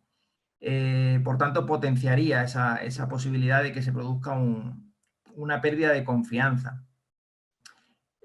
También hay mayor riesgo, lógicamente, que se produzca un ciberataque. Esto lo menciona el informe del Banco Central, pero bueno, intentan robustecer el sistema y plantean cómo generar una infraestructura que sea sólida frente a estos ataques. Y luego también otro inconveniente es, claro, como estamos en un escenario que algunos califican de represión financiera con tipos de interés muy bajos, incluso negativos, hay gobiernos que se han financiado, se están financiando, como Alemania ha emitido bonos a tasas de interés negativas. Pues claro, ¿qué ocurriría si desaparece el efectivo? Claro, aquí habría que plantearse varias cuestiones. Si el efectivo va desapareciendo gradualmente en Suecia, porque es un proceso espontáneo, bottom-up, es decir, de abajo arriba, pues bueno, en principio es algo positivo. Otra cosa es que se intente imponer, restringir, que los gobiernos intenten restringir el uso de efectivo. En el caso de España, recientemente se intentó a través de un anteproyecto de ley, pues que gradualmente se fuera reduciendo el efectivo, pero luego el Banco Central Europeo lo dejó, aunque en octubre el Consejo de Ministros aprobó un anteproyecto de ley que lo que pretende es limitar el pago de efectivo a 1.000 euros, ¿no? Entonces, sí que se puede observar un proceso donde los gobiernos intenten limitar ese uso de efectivo, sobre todo ahora en la pandemia, que aunque no está demostrado, y la OMS lo reconoce, pero sí la OMS, por ejemplo, está recomendando el uso de tarjetas de débito por si el uso de efectivo ayuda a propagar el virus, ¿no? Que es algo que no se sabe todavía con certeza. Entonces, bueno, vamos a ir intentando ver estas ventajas, estos inconvenientes, pues yendo al propio informe. Vamos a ver si encuentro los escenarios. Aquí los tenemos. Fijaos, estos son los 7 escenarios que se plantea el Banco Central Europeo que pueden llegar a producirse y que justificarían la introducción de un euro digital. El primero, pues evidentemente, a ayudar a ese proceso de digitalización de la economía. El segundo sería hacer frente a esa reducción en el uso de efectivo como medio de pago, billetes y monedas, como se está observando en Suecia, también en Holanda, en otros países desarrollados, también evidentemente en China.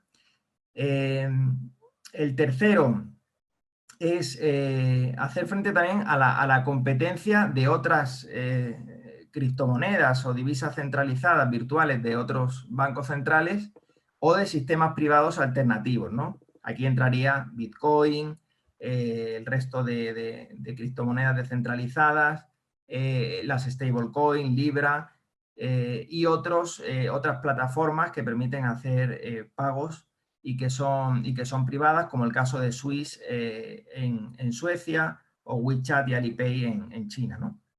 Luego también, y esto es importante, es que sea un medio de transmisión de la política monetaria, es decir, que le permita ejercer la política monetaria a los bancos centrales, ¿no? Y aquí se abre el riesgo de que pueda haber más inflación en el futuro si se usa de forma discrecional este tipo de divisas.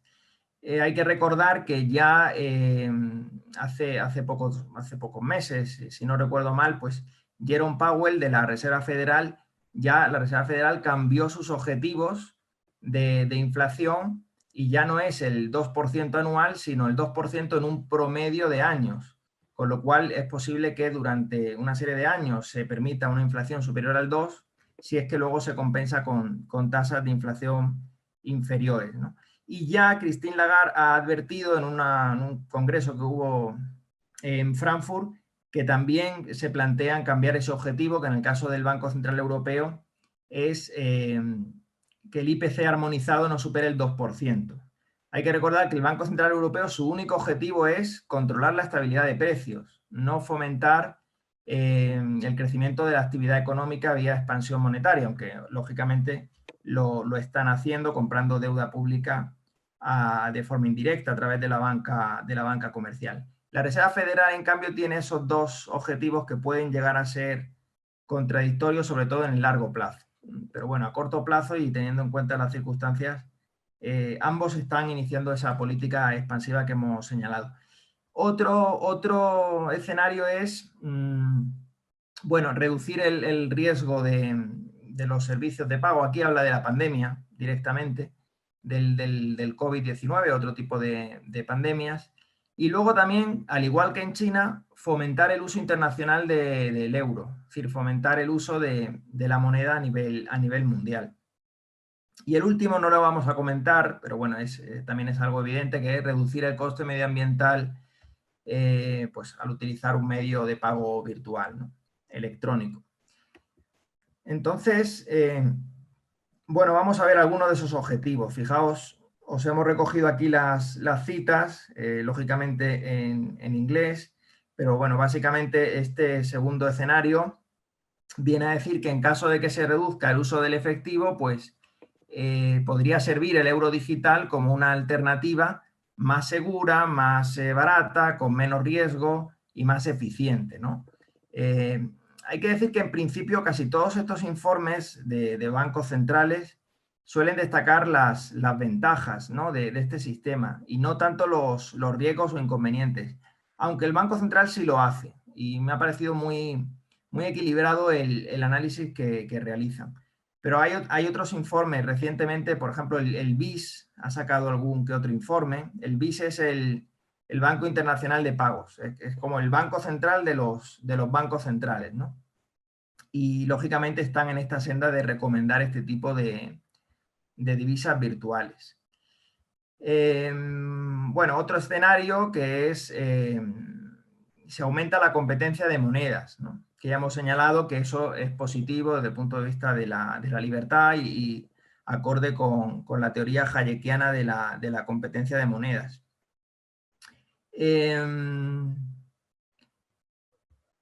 Bueno, pues esto básicamente hace referencia a las implicaciones que puede tener en las finanzas internacionales, en las transferencias financieras a nivel mundial, ¿no?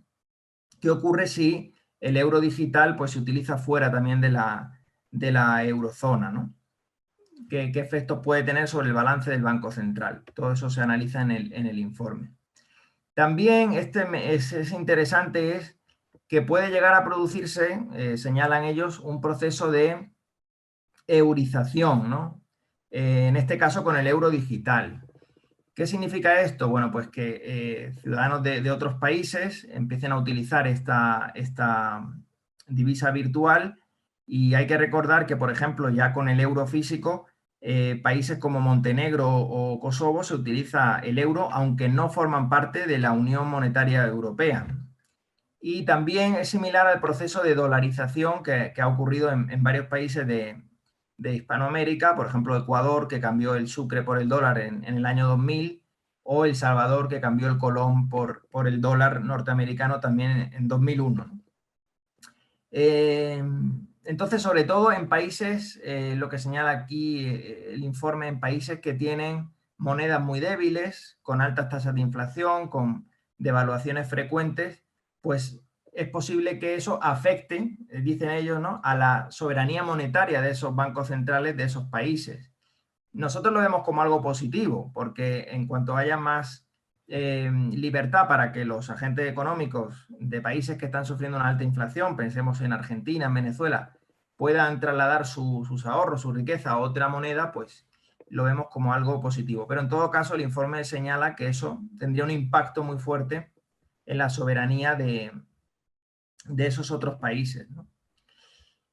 Luego también señala los efectos de la pandemia. Bueno, aquí reconoce que no hay suficiente evidencia que demuestre que puede, en el caso del COVID, que puede estar ayudando el efectivo, pero lo señalan porque en la medida en que los agentes económicos así lo perciban o haya recomendaciones de la Organización Mundial de la Salud o de algún gobierno, puede producirse progresivamente o inducido pero puede producirse un proceso de reducción de la demanda de efectivo por esta situación en la que nos encontramos.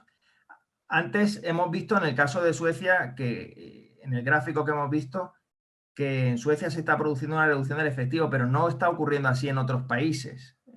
Por tanto, hay diferentes velocidades en cuanto a este fenómeno, y puede deberse a causas más o menos espontáneas o bien fomentadas por el poder político. El otro motivo, igual que en China, es fomentar la demanda internacional del euro.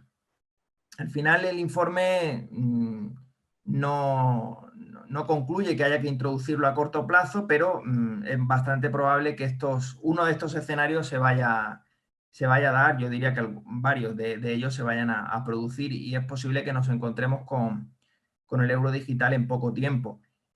Por ejemplo, China plantea ya introducirlo para los Juegos Olímpicos de Invierno, que son en 2022, y ya planea que sea de uso generalizado, ¿no? Voy a ver si hay algo que me haya dejado por comentar. Fijaos, esta diapositiva que no está en el orden correcto, pero básicamente lo que hace referencia a que el propio informe reconoce un posible inconveniente. ¿Y en qué consiste? Pues las características que tiene el efectivo que no puede cumplir por su propia naturaleza la divisa virtual, y es que el efectivo pues conserva el anonimato, la privacidad de esas transacciones, ¿no? Y el riesgo que supone para muchos ciudadanos pues ceder sus datos, o que el gobierno pueda saber. Pensar también en el efecto que puede tener en países que tienen una economía sumergida muy importante, ¿no? Estoy pensando en América Latina, por ejemplo. No es fácil con este tipo de divisas virtuales que sean fácilmente aceptadas a corto plazo, mientras la estructura productiva siga siendo de este tipo, ¿no?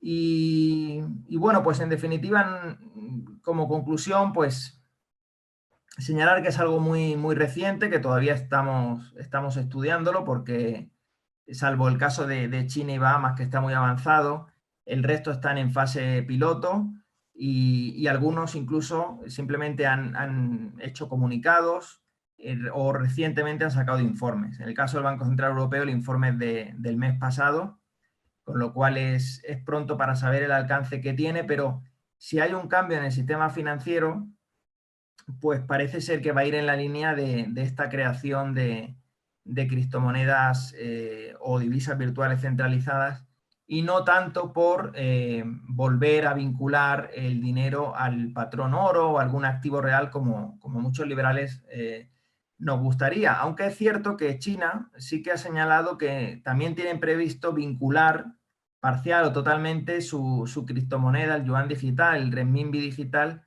al oro, ¿no? Si esto lo llegaran a hacer, pues lógicamente se convertiría en una moneda pues muy demandada y que tendría muchísimo más éxito, pero lógicamente pues eso supondría también para otros gobiernos y bancos centrales pues un gran problema, ¿no? De no seguir esa estrategia. Entonces, bueno, pues estamos en un momento crítico y es algo que vamos a seguir estudiando. Si hay preguntas, pues tanto mi compañero, el profesor doctor Sergio Náñez o yo, pues intentaremos comentar sobre todo sobre los efectos, porque ya como he comentado, la tecnología, la infraestructura, pues está por ver cómo se materializaría en el caso de que al final lo llegaran a implementar, ¿no? No sé si hay algo más que se me ha olvidado comentar. En el caso por ejemplo, de Petro, efectivamente, en diciembre de 2017 lo anunció Maduro, se introdujo en 2018, pero ha fracasado porque además ha habido, no solo por la situación política que también que hay en el país, sino por los cambios legales y técnicos que se han introducido, ¿no? Y al final no es tan convertible como al principio decían, ¿no? Esa convertibilidad en las reservas de petróleo, de oro, etcétera. Aparte que el sector petrolero, el PDVSA, pues está en una profunda crisis, ¿no? Entonces, estas divisas virtuales como el euro sí que plantean la convertibilidad y que sea 1 a 1, ¿no? Igual que en el caso de China, pues el euro digital también. Entonces, bueno, en principio nada más. José Carlos, gracias por darnos esta oportunidad. Si hay alguna pregunta, pues intentaremos contestar. Muy bien, Miguel Ángel. Pues nada, muchas gracias. Gracias a ti, gracias a Sergio también por acercarnos a este tema de plena actualidad y que está, bueno, pues en plena ebullición, ¿no? Y es un tema muy seguido y muy, muy importante. O sea que yo os animo a que sigáis investigando en este ámbito y podáis compartirlo con nosotros. También gracias a Luca, a Vicente y a Patrick. Y dado que en este momento no hay preguntas, nosotros lo que hacemos es convocaros para el próximo lunes 9 de noviembre, en el que os esperamos para la tercera sesión del 13º Congreso de Economía Austríaca del Instituto Juan de Mariana. Muchas gracias y hasta entonces. Muchas gracias. Gracias a Muchas vosotros. gracias.